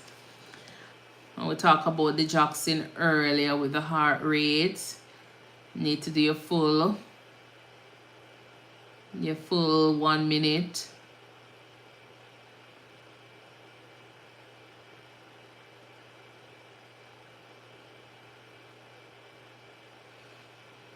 Okay. All right. So you notice that the heart rate is 58, potassium 3.0, and the digoxin is 2.5. Why is the potassium important for this patient? Why did they make mention of it? What's the hold the meds below 60? Okay. So at risk for toxicity with that potassium level. Okay. So low potassium causes toxicity with your patient here on your digoxin. So whole heart rate less than digoxin level is high and hypocalemic increases digox. Okay. So they share the same receptor. MDBTX, welcome. Nice. So you have this patient. What should the nurse do first? A or 1, hold the medication and notify the provider. 2, administer digoxin as prescribed. C, give potassium-rich foods and administer the dose. Or 4, document findings and recheck in 4 hours. 1, hold the medication and notify the provider, because we already said it at the top. Okay, so hold the medication, notify the provider. Okay. So normal digoxin level is 0.5 to 2. The client has toxicity because it's what, 2.5? Bradycardia and hypokalemia, which increases digoxin toxicity risk. Administering the drug could worsen toxicity. Okay. So because they're paying that insurance overhead, you can't tolerate fluctuations in potassium. Okay, cannot. All right, so make sure that we get that level. So if you notice your patient is having any sign of, or sometimes they might report that they're feeling nauseous, just go ahead and get that level, that blood level, and look at what their digoxin level is, and then from there.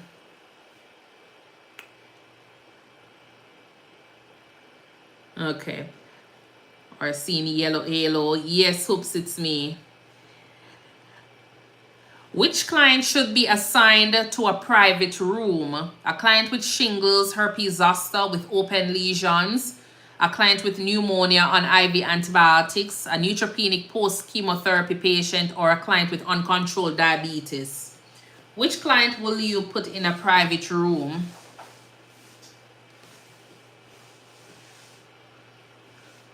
Wesley says 1, Sherry says A, Jim says S. Who is S now?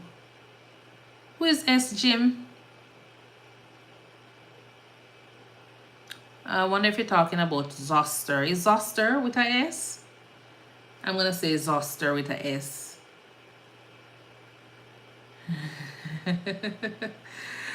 So who will we put in a private room? Is it the client with shingles, with open lesions? Okay. So you have a patient that has shingles, but there are open lesions everywhere. What precaution is that? Or is it a pneumonia patient that is on antibiotics? Or is it a neutropenic patient that is post-chemotherapy, or an uncontrolled diabetic patient? We know definitely we want to put everybody in private room because it's more money for the hospital. You understand? Hopefully a little bit more money for us sometimes, but no, more money for the hospital. But client with uncontrolled diabetes is out of it. We'd want to put the neutropenic patient in a room. You understand? We want to put the pneumonia patient in one, and we want to think about this one. But we only have 1 private room. We can only put 1 patient in 1 room. So the contact patient, if the chemo patient is on the floor, then they're safe. Okay. So we have 1 patient. Lorna says 1. Oops, it's me. Why you say 1? Felicia said, no, wait, 3. Why, Felicia? Nisha says 3. Lorna says 3. Okay, then we go with 1. Okay, why you go with 1? It's just shingles. Flip a coin. And the coin drop and land on the side. The coin is saying, hey, choose 1. 2. Okay, elevated white blood cell. Okay. But what do we know about shingles though? We have a patient with shingles that has no, you're confused now? That's why I'm here. You have a patient that has shingles that has no open lesions, and you have one that has open lesions. What we know about the open lesions? If it is closed, then contact, but when they're open, it is airborne. So that's the one you're going to be putting in your last room. Your neutropenic patient, definitely you'd want to put in, your private room. But you can always mask up this patient. You can always mask up this patient and put in a little corner until we get a room. But this patient here with these open lesions, you don't want the entire hospital to, be exposed to it. So you want to get that patient locked away in that private room, and to himself, VIP. All right, with the little shingles. So neutropenic, do your meticulous hand washing and reverse barrier. Exactly. Oops, it's me. Just make sure you put on your mask and everything. So Chris 4D says 3. No, we're saying it's 1, Chris 4D. That was challenging. Yeah, so open lesions for your shingles is always gonna be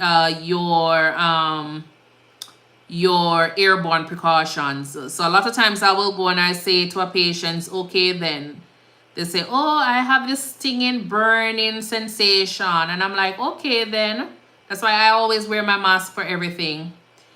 I say, okay, then no problem. And then I will be like, okay, where do you have it? Or I'll ask them where the wound is, or if it's open, is it oozing? And they'll be like, yeah. And then from there, I'll be like, okay, then let's mask up this one, or put this patient in a room. I think it's droplet. 2, I think, is droplet precaution. Yes, 2 is gonna be droplet. So you can still throw on your mask on 2, and then from there. So a client with shingles is the one that you're going to be putting in that room. Shingles with open lesions require airborne and contact precautions. Pneumonia requires a droplet, but can share room. A neutropenic patient requires protective isolation, and your diabetic patients does not require isolation. All right. So always think about which one of the patients is going to contaminate the entire place. Make things crazy for everybody. And we're not talking about your C. differs. Not talking about your C. diff patients. All right, let's look at this maternity question. A client at 32 weeks gestation presents with severe preeclampsia. What do we know about preeclampsia? If it was closed, 3 would be the answer. So if it was closed, 3 would have been the answer, definitely. So if this one was closed, we could always go with your neutropenic patient here. So it would be 1 and then 3, and then can go with 2, then 4 if you want to put them in. All right, so this patient, a client with 32 weeks gestation presents with severe preeclampsia. What is preeclampsia? What's preeclampsia? What is preeclampsia?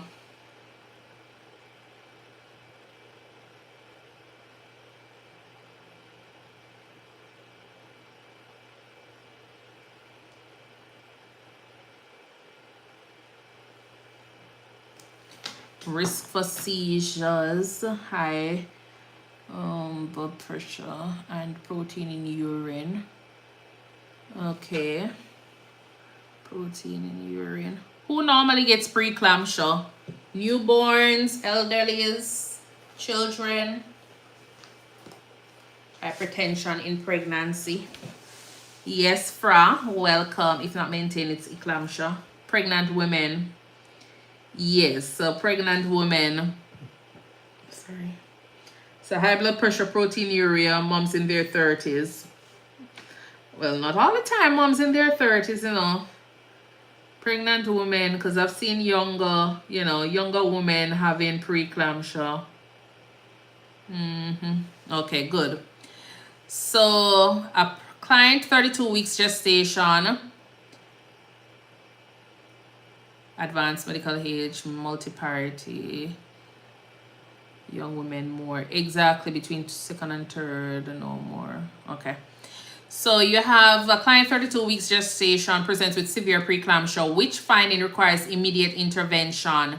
1, blood pressure 168/110, 3 plus proteinuria, epigastric pain and nausea, or 4, 3 plus deep tendon reflexes. So which intervention requires immediate intervention? 3 means leading to eclampsia, okay, which is epigastric pain and the nausea. I see Kayla says 4, Wesley says, okay, and if you think of it, just look at all the different answers. Always use the process of elimination and then from there, try to answer. So it says 32 weeks gestation presents with severe preeclampsia. Which finding requires immediate intervention? So we know that the 3 plus proteinuria is like expected when you're thinking about your eclampsia patients, all right? You're gonna have your protein, blood pressure is gonna be elevated, 3 plus deep tendon reflexes. Is it the epigastric pain and the nausea? 3 could be an aura and a sign of impending seizure. MD, yes. 3, because then that helps 2, then helps 1. Okay.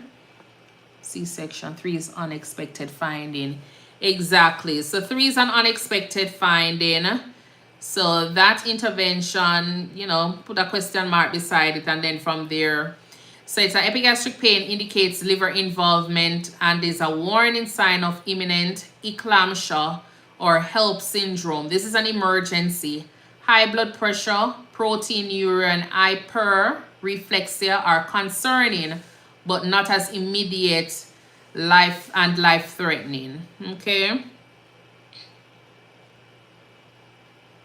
So you have this patient, and now the patient starts having seizures. So you have this patient, and the patient starts having seizures with you there. What are you anticipating? Oh, there we go. So by the time I'm ready to take my NCLEX, me good. Yes, Cherise, you're good. You're good right now. Okay. So 3 needs that mag sulf. Yes. ASAP. Mag sulf eclampsia. So now the patient is in the eclamptic stage because of the seizure. So the seizure changes everything.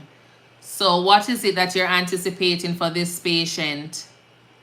So your mag sulf. Oh, I should have been looking for the unexpected finding. Yes, Niche, you look for the unexpected. So make sure we're reading the questions slowly. I know we want to pass the exam and all. I know sometimes, you know, here we're kind of rushing and all, but make sure you're reading the questions and look at them. They're not pre anymore. Emergency C-section. Prepare for C-section. Okay. So you're going to get that magnesium sulfate, get that going, and prep that patient for the operating room. Okay. So we said the epigastric pain and nausea. What is HELP syndrome? What is HELP? We're not talking about, you know, help me. What is HELP? What's this? That. HELLP syndrome. What's that? Liver enzymes. Shakira.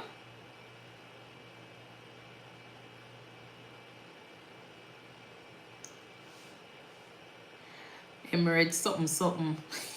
Can't manage. NASA.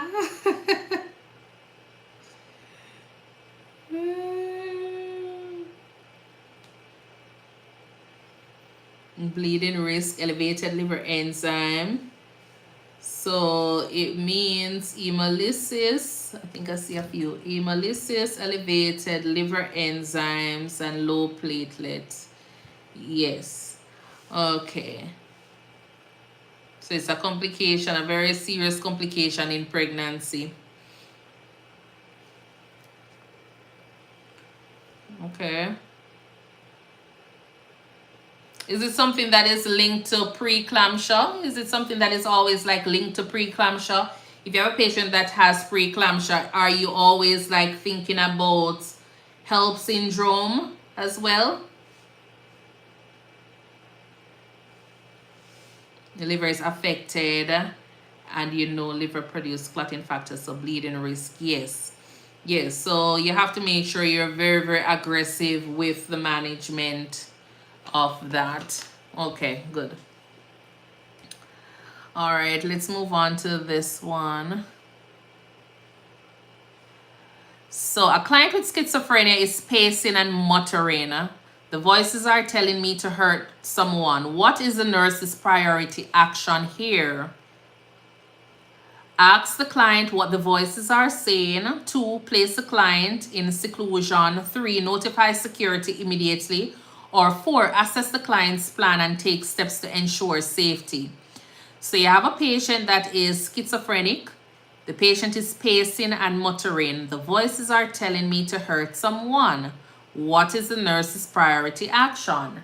Ask the client what the voices are saying. Place the client in seclusion. Notify security immediately.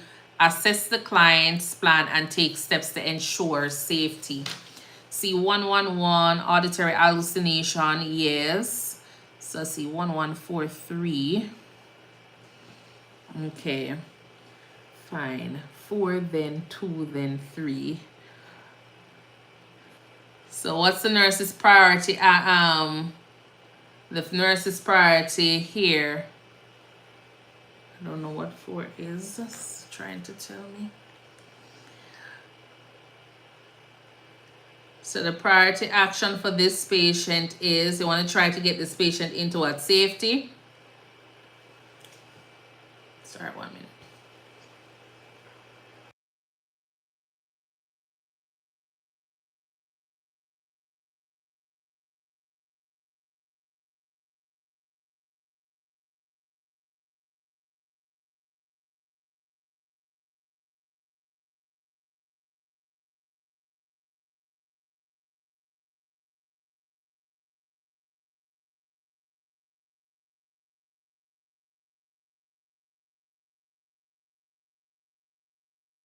When you come home. Sorry about that. Okay, so I don't need I think for safety. So always remember safety is first for your patient. So the priority action here is safety. So the client is pacing and muttering. The voices are telling me to hurt someone. Always assess the client's plan and take steps to ensure safety. All right, so assess the client's plan and take the necessary steps. Safety is priority. The nurse must first assess the risk of harm of self or to self and others. Plan, means, intent, seclusion or security may be necessary, but only after assessment. Okay. So he pacing as a plan. You always want to ask the client what the voices are saying and the plan safety from there. Yes, user 113, 2 aggressive immediately and can cause them to be defensive. Exactly. Because especially when they see security coming in, that can cause more problems for the patient. So always just go ahead and assess, and then from there you take the necessary step, even though it's important. Yeah. Or put the patient 1-to-1. Eventually patient is going to be 1-to-1, but you have to assess, find out what is going on, what their plan is before you get everybody in, because that can cause more problems for you and the patient. All right, so always assess and then from there. All right, let's go on to this one. And then for this patient, so, okay, let's go back to this patient here. So you have this patient here. Okay.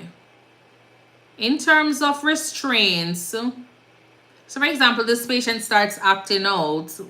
how can you go ahead with trying to get this patient a little bit more controlled? Are you, what is seclusion? Okay, so user 843 is asking what is seclusion. Seclusion is basically put them in a room by themselves, alone, you know, in terms of for safety reasons. Sedative, isolation, yeah. Low stimuli area. Okay, so anticoarctic says sedation. So always try to you always use other means first without, before you go on to, like, you know, your medications. So unless they're very, very, you know, aggressive, combative, then sometimes you'll go ahead and do that. Sometimes you can always talk them, you know, talk them down, redirect them. Get order for 4-point. Wesley says get order for 4-point. 4-point is always like last resort. Sedative is a chemical restraint. Yes. Your 4-point restraint is always like last resort.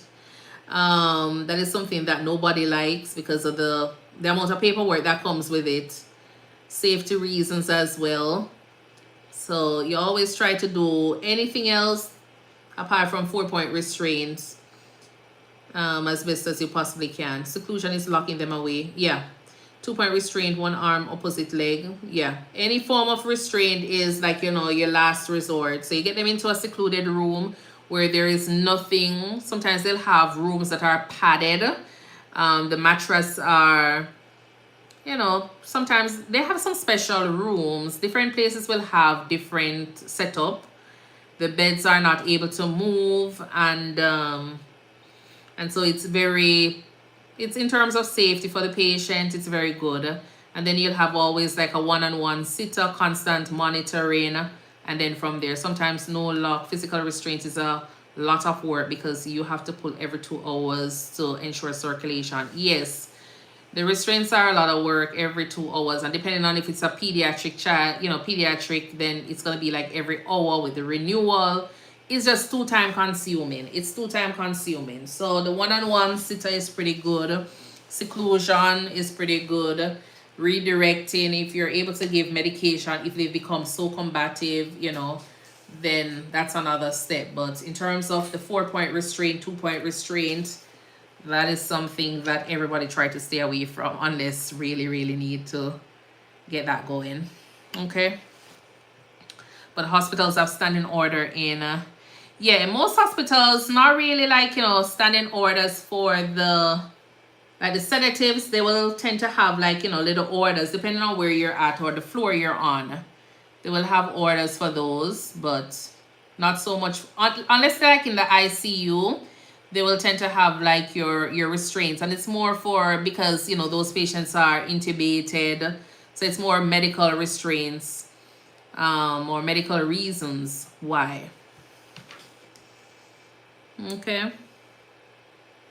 All right, let's go down to this question here. So a client with chronic kidney disease has lab results: potassium 6.8, BUN 88, creatinine of 5.2. Which action is priority? Is the potassium, what's wrong with these vitals? Not vitals, lab values. So yeah, the potassium 6.8 we know is pretty high. Okay. BUN is high. Creatinine is high. Okay, everything is high. Which action is priority? Place the client on cardiac monitor, restrict fluids, administer sodium polystyrene sulfonate or your Kayexalate, or prepare the client for dialysis.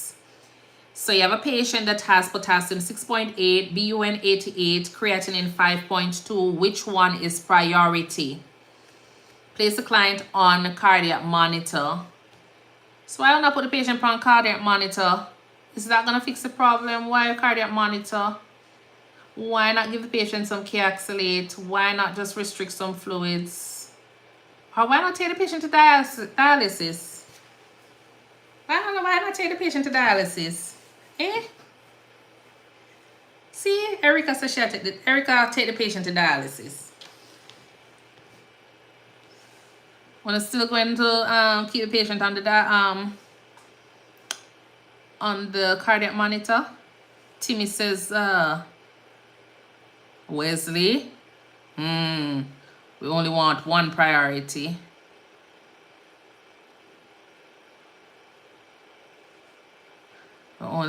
Okay.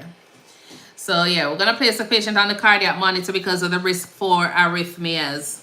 All right. So now because we have a lot of times patient with BUN, you know, patient probably just dehydrated or some other things going on. Yes, Erica.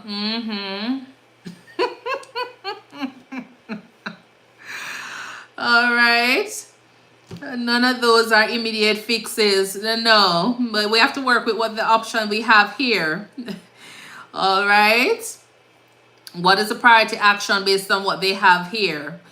So we have a patient that has a potassium 6.8, BUN 88, creatinine of 5.2. All of these are abnormal, yes. The potassium, we know that this is a high risk for your arrhythmias, cardiac arrest. All right, your creatinine, we know that this is, yeah, it's bad. Your BUN is bad. All right, so if we're going to be focusing on two really, really bad numbers, we're going to look at the creatinine and the potassium. But out of the two, which one will you be concerned about? Creatinine, I've seen people walking around with their creatinine, but with their potassium there, you know, we know that this is a problem. The arrhythmias, those irregular heart rhythm is a problem.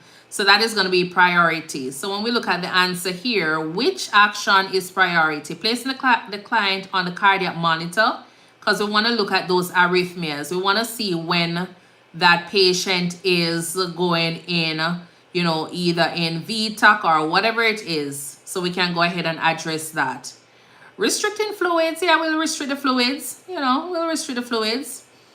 But administering the Kayexalate, is that going to fix the problem? No. It's not going to fix the problem. No. Going to lower the potassium, but might lower the potassium next week. Prepare the client for dialysis. Okay. Prepare the client for dialysis. But the one that is priority here is your cardiac monitor. Okay. Get the patient on the cardiac monitor is going to be your priority. So severe hyperkalemia, which can cause lethal arrhythmias. Cardiac monitoring is immediate. Dialysis and meds will help long term, but the nurse must prevent sudden cardiac arrest. And so that is going to be your priority for this patient. All right.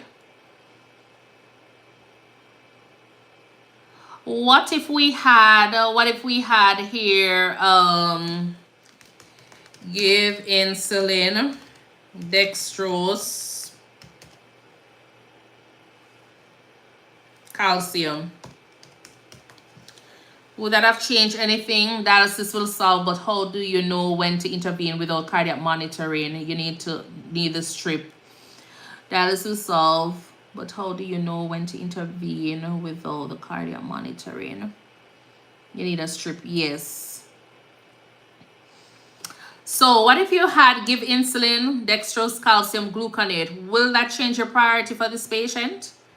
Still cardiac monitoring first? Okay, yes. You still proceed with your cardiac monitoring, and then you go ahead with your insulin. Okay.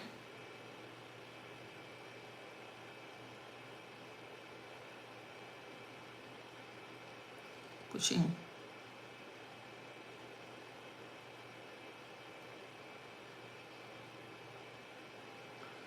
Okay.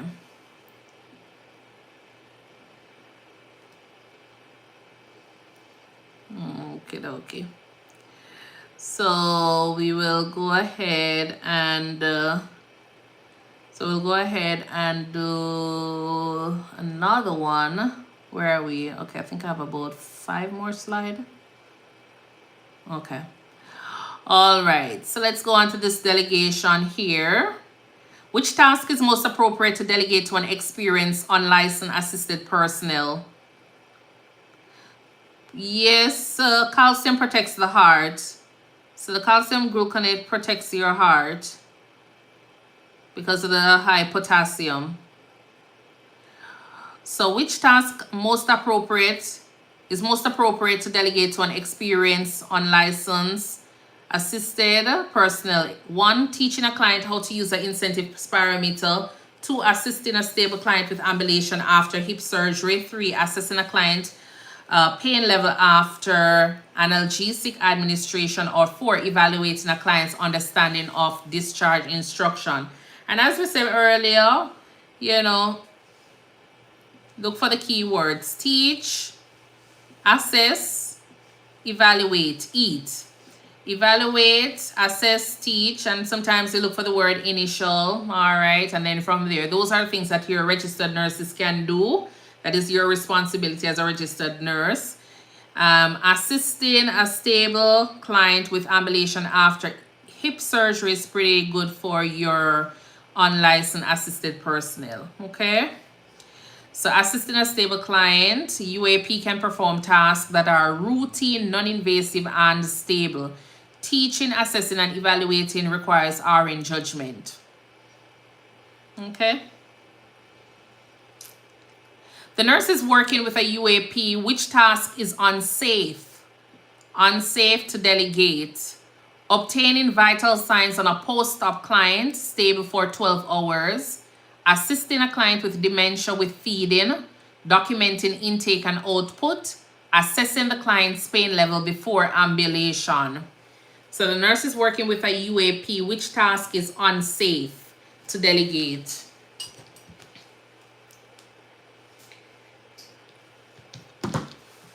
Nurse Stay Welcome, Min Raziela, Ivan Kutikart,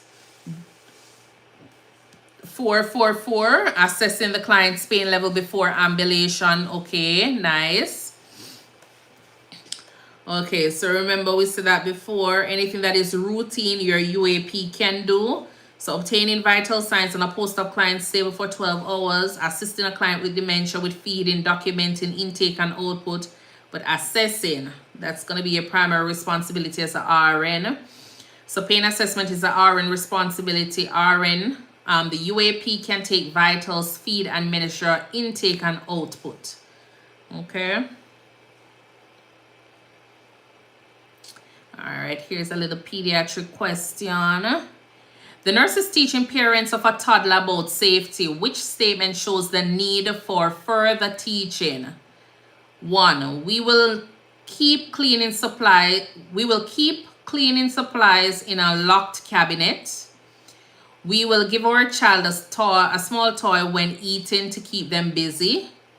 3, we will place car seat rear facing until at least age 2. We will install safety gates at the top and bottom of stairs.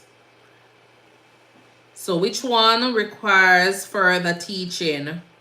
We will give our child a small toy when eating to keep them busy.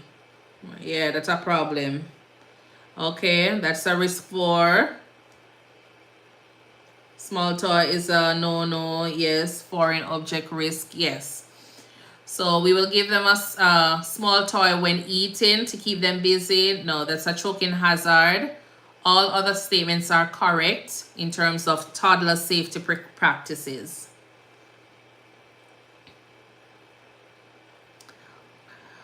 Which client can be delegated to the LPN? A newly admitted client with suspected sepsis, a client receiving blood transfusion, a client with stable hypertension requiring scheduled medications, a client who just returned from surgery with chest tubes. So which client can be delegated to your LPN? So you're on the floor, you have these 4 patients. Who can you delegate to your LPN? A newly admitted client with suspected sepsis, a client receiving blood transfusion, a client with stable hypertension requiring scheduled medications, or a client who just returned from surgery with chest tubes. I'm going to say C because it seems stable. Okay. All right, LPN is Licensed practical nurse, share. So C, B. Okay, so Monica says B. And Monica, keep her B. She said 3 times. Okay, B. Let's go through. So you have a client.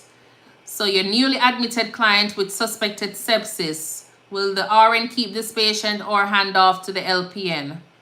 I would say we'll hold on to this one, okay? If it's B, I'm gonna be mad at my So the LPN, the RN is gonna keep this newly admitted client with suspected sepsis. Client receiving a blood transfusion. Is this a RN or LPN problem? RN problem. Keep, okay? A client with stable hypertension requiring scheduled medication. A word here is stable hypertension requiring scheduled medication. So the regular medications that they take at home. All right. So this patient can be given to your LPN. All right. A client who just returned from surgery with chest tubes. Definitely you want to hold on to this patient with your dear life. All right. So 3, the client with stable hypertension requiring scheduled medications. LPN can give scheduled meds to stable clients. New admissions, blood transfusion, and unstable pre-ops require RN. Okay? Let's go back to your blood transfusion patients here. We never touched on that earlier. So let's talk about your blood transfusion. What we know about blood transfusion patients. You have a patient that you're giving blood transfusion. What is it that you need to do for this patient? So you get your consent, bloodborne pathogens, close monitoring. Okay, explain close monitoring, explain constant monitoring. So we get the blood, you have to check the right patient. Yes, requires 2 RN to check off, monitor for reactions. Okay, regular checks. Yeah, what's regular checks? What's constant monitoring? Check vital signs. You check the blood, yes. Type and cross and match vitals. Okay. How often do you? Yes. So stay with the patient for the first 15 minutes. That is very, very important after starting your blood transfusion. Good. Are you monitoring for any signs of a reaction? So for example, you're there, the patient starts developing a reaction. What do you do? So yes, your patient starts developing an allergic reaction to this blood. What do you do? Stop it. Okay. Do we stop it and throw it in the bin? Stop IV, flush with normal saline. Okay, do we flush in? What we flushing? Stop infusion. What we flushing? So the patient having a reaction, you have a line with probably about 50 mils of blood. You're going to flush in the remainder of the 50 mils of how many persons will pull out the IV? How many persons will pull that line or, you know, take off that line and probably add a different saline line? Because remember, the patient has 2 lines, right? You'd have already gotten 2 lines for that patient. So how many persons will remove that line? Yes, so remove that line. So if the patient is having a reaction, don't go ahead and flush in the remainder of that blood with the patient having a reaction to the blood. Remove that line. If it's a case where you just, you know, say for example, it's a hard stick, take off the entire tube in there and discard it and then leave that IV in. If that's the only way to keep, you know, get a line in the patient and get a different tube in, prime it and reconnect it.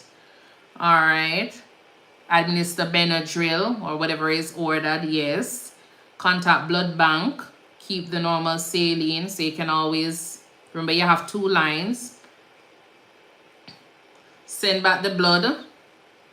Notify the healthcare provider. Good.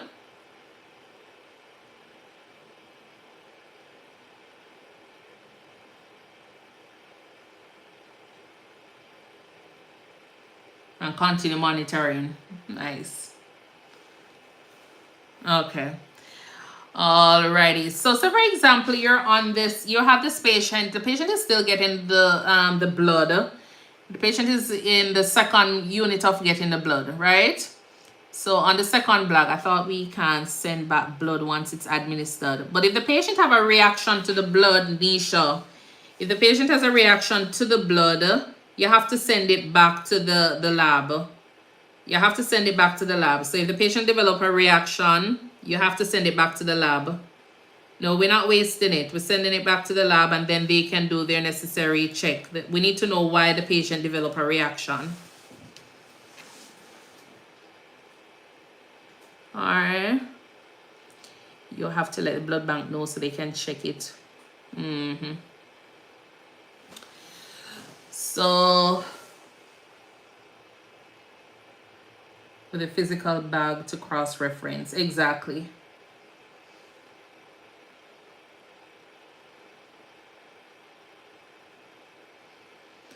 Also, when you get a blood, you have to 30 minutes to administer. You have 30 minutes to administer. Okay. Yeah, so you try to do it. Sometimes, you know, depending on what's going on. Depending on what's going on the floor. Because sometimes you might not have a nurse to help out at that time, you know. So always try to do the necessary steps and get that going for your patient. Yeah, it can happen sometimes like that. So whenever I get a chance, you know, but once it's priority, after 30 minutes, you must return it to the blood bank. Yeah, textbook, you know, NCLEX world. In real world, honestly, Shakira, you might be surprised. You might be surprised, but really and truly, that's what it's supposed to be. All right, let's go down to, let's talk a little bit about, so that's blood transfusion. Let's go down to this patient here. Okay, so let's go down to the chest tube patient. Sometimes I see blood sitting around over 1 hour.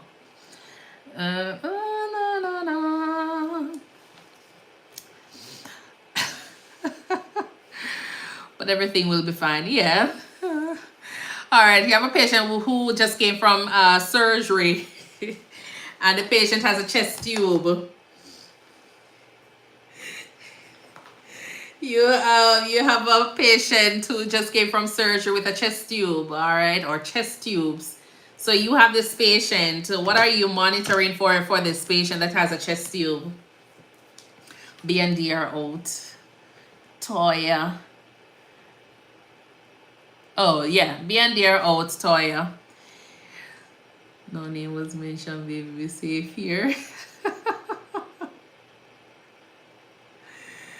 All right, so you have a patient with chest tube. What do we know about the management of chest tube? And thank you for liking up the live, guys. King's obstruction, drainage. Okay, marking the initial drainage color. Looking at the amount, yes. The patency, respiration. What if your chest tube fall out? What do you do? What if you're there with your patient and the chest tube, you know, okay, so look for extra bubbles. Check fluctuation. Is it supposed to be continuous bubbling or intermittent bubbling? You're supposed to be seeing. Is it supposed to be continuous bubbling or intermittent? Intermittent, okay. What if you see continuous bubbling? What is happening? If you see continuous bubbling, what is happening?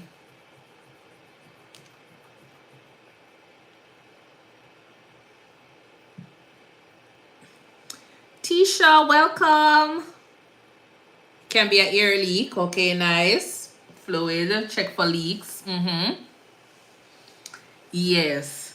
Okay, so it should be intermittent bubbling. You should be seeing. Okay. Tom, welcome. And in terms of if you have a patient that has, so you have that patient and so for example, I was asking a question earlier. So for example, you're there and you notice that, so for example, you're transporting the patient to x-ray and the chest tube falls out. What do you do? What do you do? Cover with 3-edge gauze. Charlene. Okay. So why you only want to cover with 3-edge gauze, Charlene? Why you not just put on the 4-edge? That is just so technical. Why you want to be so difficult? Why not just tape up the 4 edges? Put in a saline, Ivan. Okay. Exactly, Tonian. Yeah, she just gonna put on 3 and a 4 sides it have. Why she want to put on just 3? Why she want just, you know, tape up 3 sides? To prevent pressure buildup. Okay, oops, it's me. So you tape up 3 sides to prevent pressure buildup. Nice. It has to get air in. Okay. So if you tape up all 4 sides, what happens? What happens? So we tape up, we go ahead and we tape up all 4 sides. Can cause tension pneumothorax. Good, good. So it causes tension pneumothorax. So if you notice your patient have tension pneumothorax, or how will you know that your patient is having a tension pneumothorax? Yes, Ivan, tension buildup. How do you know your patient is having tension pneumothorax? So you're there, you're the nurse transporting, you tape up all 4 sides, transporting over to, you know, to x-ray, and you're there. What are you noticing? Patient literally struggling to breathe. Okay, yes. What else can you see? Tracheal deviation. So the tracheal deviation is classical to your, you know, your tension pneumothorax patient because of that mediastinal shift. Yes, oops, it's me. Chest pain, crackles, accessory muscles. Okay. Cyanosis. But the tracheal deviation is a giveaway. So you might be there and you realize that, oh yeah, what's happening there? So they need oxygen and decompression. But which of them do they need? They need both of them. But which one is priority?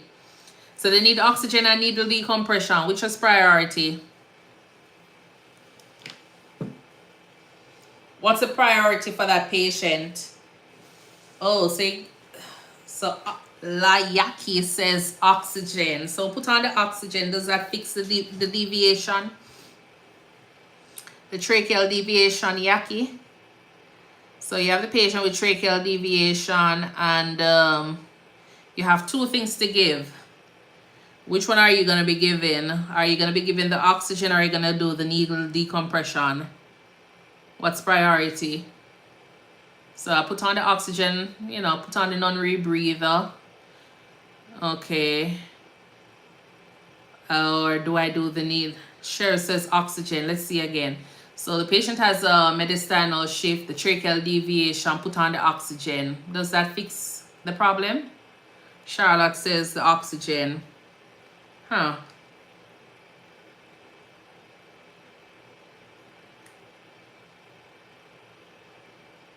The needle, Yaki. Yes, the needle. Just think of it. So you have the patient that has tension pneumothorax, and you have this built-up of pressure, this air in the lungs. And because of that built-up of air, you have that tracheal, you know, deviation. So the patient can be getting all of, well, you're going to be giving this patient the oxygen. All right. The patient is still struggling to breathe, even though you have this high flow oxygen there. But it's not really helping the patient. The patient needs that, you know, pressure in the lungs to be basically deflated. It's not going to be going in because the lungs already collapse. All right, so it's not going to be helping. So you need to fix that problem and then give the patient oxygen from there. Oxygen will not enter collapsed lungs. Patient will have oxygen and still struggling to breathe. All right, so that's going to be the priority. So the priority is going to be your needle. The lungs need to expand and pressure won't allow it. Okay. So we got that one correct.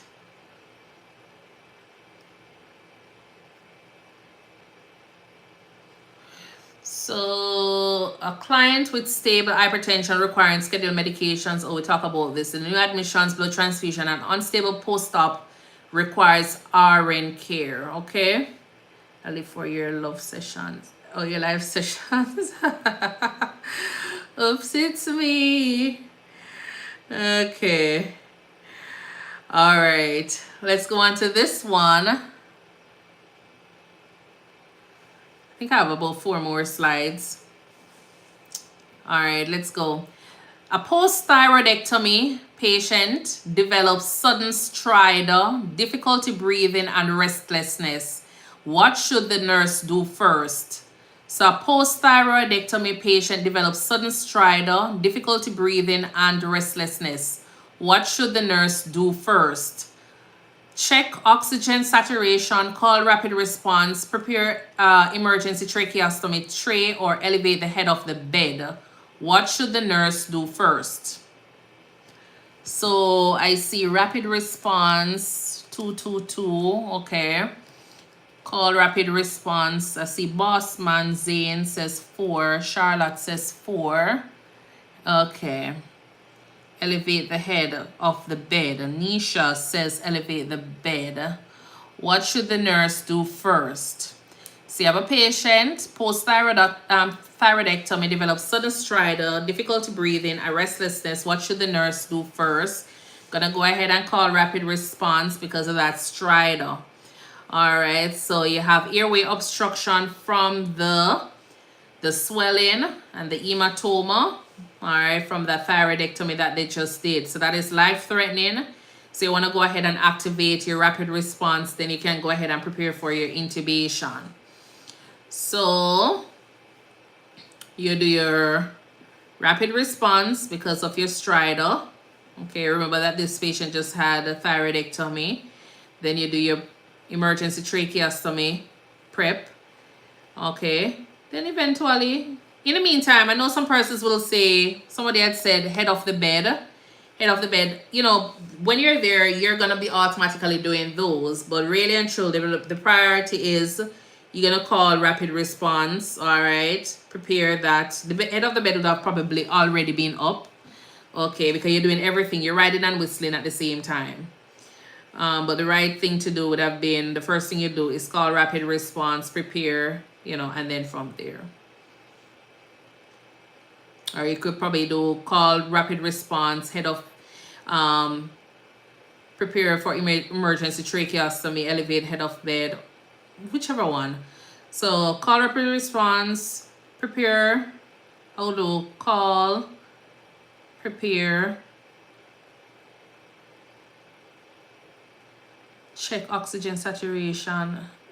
I already know that that's already probably off. The patient already have stridor, difficulty breathing, and restless. All right, I'll already put on the oxygen saturation, auto sat on the patient already. Elevate head of the bed. Yeah. So stridor, you'll go ahead and activate rapid response to get that patient intubated. So we say head of bed is not effective in this case due to airway closing. Maybe help a little airway needs to be open ASAP. Head of bed would probably be up because of the type of surgery as well. Exactly. All right. So that's why I'm a little bit confused as to whether or not head of the bed really, it's not anything you want to do with those, but the priority is going to be these two and then from there. So make sure you call rapid response to get your emergency trach going and then from there. So for your post-thyroidectomy patient, so this patient here, what else can you anticipate? So for example, this patient is not having stridor. You just remove the, you have a patient that just come from surgery because of doing a thyroidectomy. What else can you be anticipating sometimes for these patients? If the patient is having tingling sensation around the mouth, what can you be thinking about? Hypocalcemia. Why hypocalcemia though? Oops, it's me, or MDBTX. Why? What does hypocalcemia have to do with the thyroidectomy? Enlighten me. Hamdi, what is going on there? Accidental removal of the parathyroid gland, yes. So then the patient might have, the tingling sensation around the mouth, the Calcium might just be low. Yes. What do we call that? A tingling sensation. Laryngospasm is suspected in tingling sensation.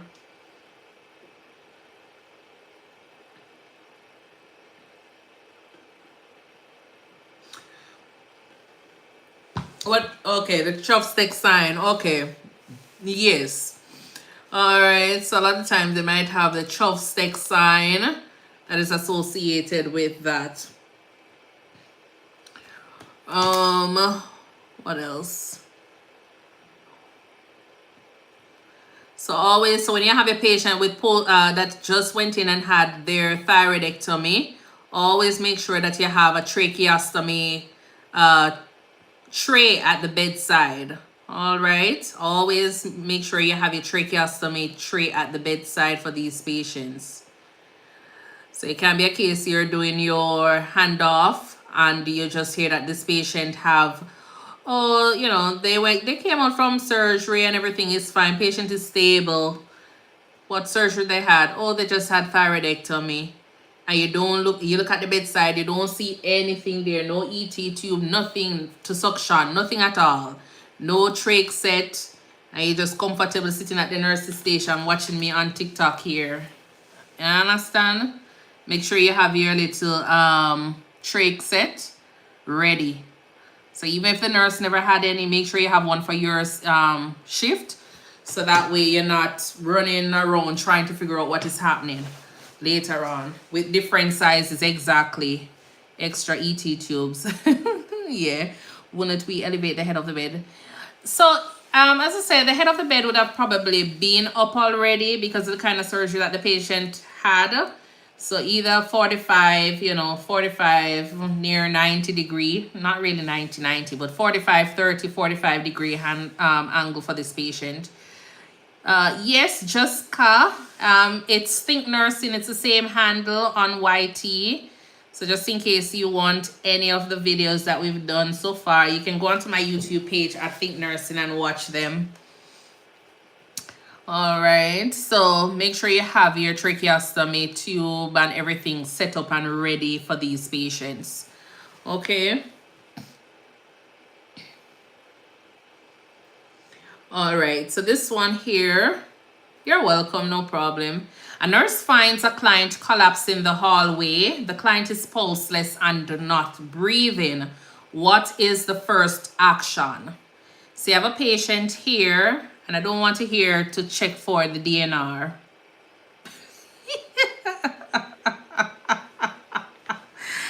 All right. One nurse is a patient is collapsed in the hallway, and the client is pulseless and not breathing. What is the first action? Begin chest compression, call for help and activate the emergency response system, provide 2 rescue breaths, and check for medical alert jewelry. What's your first response or your first action? Let's see, 1, 1, 2, 2, okay, 4. So check medical alert jewelry. 2, call for help, activate emergency response system. 3, provide 2 rescue breaths. Okay. What does BLS teach us? What we learn in BLS? Okay, so go with that. So call for help, activate the emergency response system. So according to BLS guideline, the first action is to call for help, activate code, then begin high quality chest compression. And why I said don't say you're gonna look for check to see whether or not the patient is DNR. I remember we were on the live the other night and somebody was saying, well, we don't know if the patient is DNR.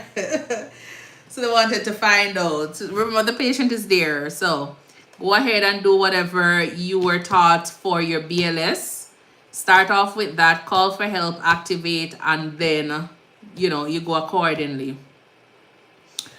So we will go ahead, call for help, activate, and then begin chest compression. All right, 2 rescue breaths, and then high quality chest compressions. Okie dokie. BLS says 2, then 1. Okay.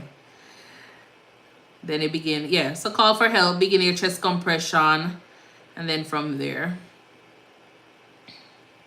Oh, and that's where we end. Oh, 1 hour live stream. That's where we end our 1 hour live stream. I should have given a little bit of a, I should have given a little bit of a, hey, we're coming to the end of the live. But it didn't happen. I was in a rush this evening to do the questions. So, yeah. Alrighty, guys. I tell you, oops, it's me. How much questions we did? We did a carousel. You just come on. No, sir. You just wake up.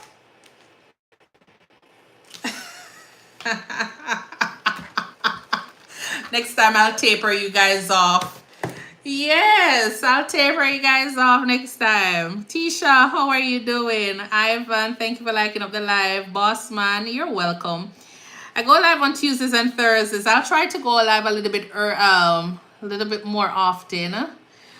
But it's on Tuesdays and Thursdays at 7 p.m. Central Standard Time. I try to do 1 hour. What time now? 10 o'clock? Yeah, when persons like Oops It's Me is on the live. And Carousel, even though Carousel show up late. And all of you lovely folks who are interactive, then we tend to go a little bit longer. So the more turnouts, the more interaction. Yes. Oh, thank you for that gift, Kayla. So that's just it. But I do enjoy the live stream. I'm learning. We're learning. But as I say, there are other live streams that we did before. You can go onto YT at ThinkNursing, the same handle here, and subscribe to the page and just watch them at your own convenience. And from there. So the next live stream is gonna be on Tuesday. I'm gonna say Tuesday, but you can always check on my page at 7 p.m. on Monday. So it depends on how my schedule is. We love how you drill us, not just answer the question. Oh, yeah, that's why I love to show up. Because I love to just pick your brains. And the good thing about it is that you guys are answering. So, yeah, I find it fun. So as long as you guys are, very interactive and everything, then we're good. But if you come on boring, like the other night, it started out a little bit boring, me not lie, but then it ended up being good. Like I was there and I'm like, okay, then, is it because I've been out for what? Almost 3 weeks? Nobody was answering in the first 15 minutes. I was like, all right then. But then after, I guess persons were, them belly full. So we showed up and it was nice. It was nice after. But yeah, on Tuesdays and Thursdays at 7 p.m. Central Standard Time, tune in. On Mondays and Wednesdays, I might pop in, but I'm starting a new job, so I'm not gonna say on Tuesdays and Wednesdays. On Mondays and Wednesdays is confirmed as yet, because I don't know how my schedule is gonna be. So for now, I know on Tuesdays and Thursdays I dedicate those times for you guys, and then I'll pop in, as I say, on the other days. All right, but just look out for the little notification. I'll try my best to schedule the live as well. I did promise myself that this year is going to be better with that. All right, anyways, I have my notes to go and do. And I need to go and do my cycling. Belly too big. Darren, howdy, how are you doing? Include more critical care questions and delegation, please, during that course this semester. Okay, no problem. I'll try to prepare some question. Not a problem, not a problem. You're welcome, Kayla. You're welcome. Okay. Yes, I'm gonna go now and then from there. All right, you too, Darren. Enjoy. All right, guys. Thank you for showing up. Good night, good night. Oops, it's me, go to bed.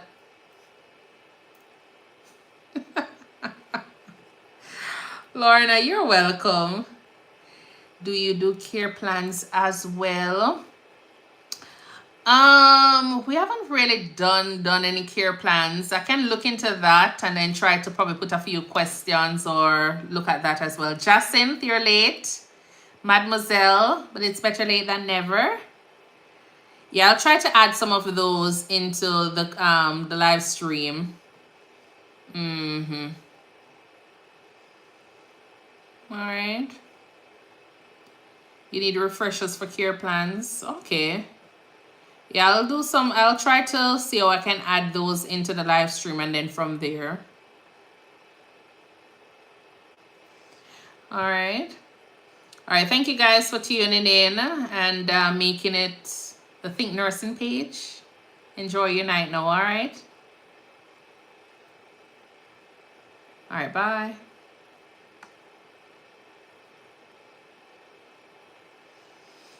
All right, Jacinth and the others, thank you so much for tuning in. I don't know who is on the live except Jacinth here. Tisha, are you still there?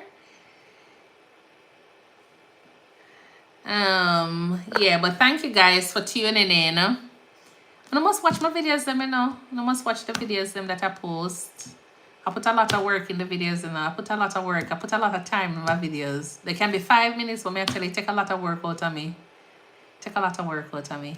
So make sure you watch the videos and you subscribe if you haven't done so as yet. I would really appreciate that. And what else? Yeah, just be a part of the Think Nursing page. You will find something that you like on the page. All right. Yeah, I'm tired.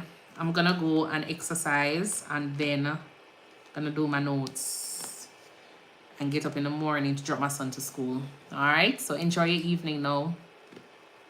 Bye.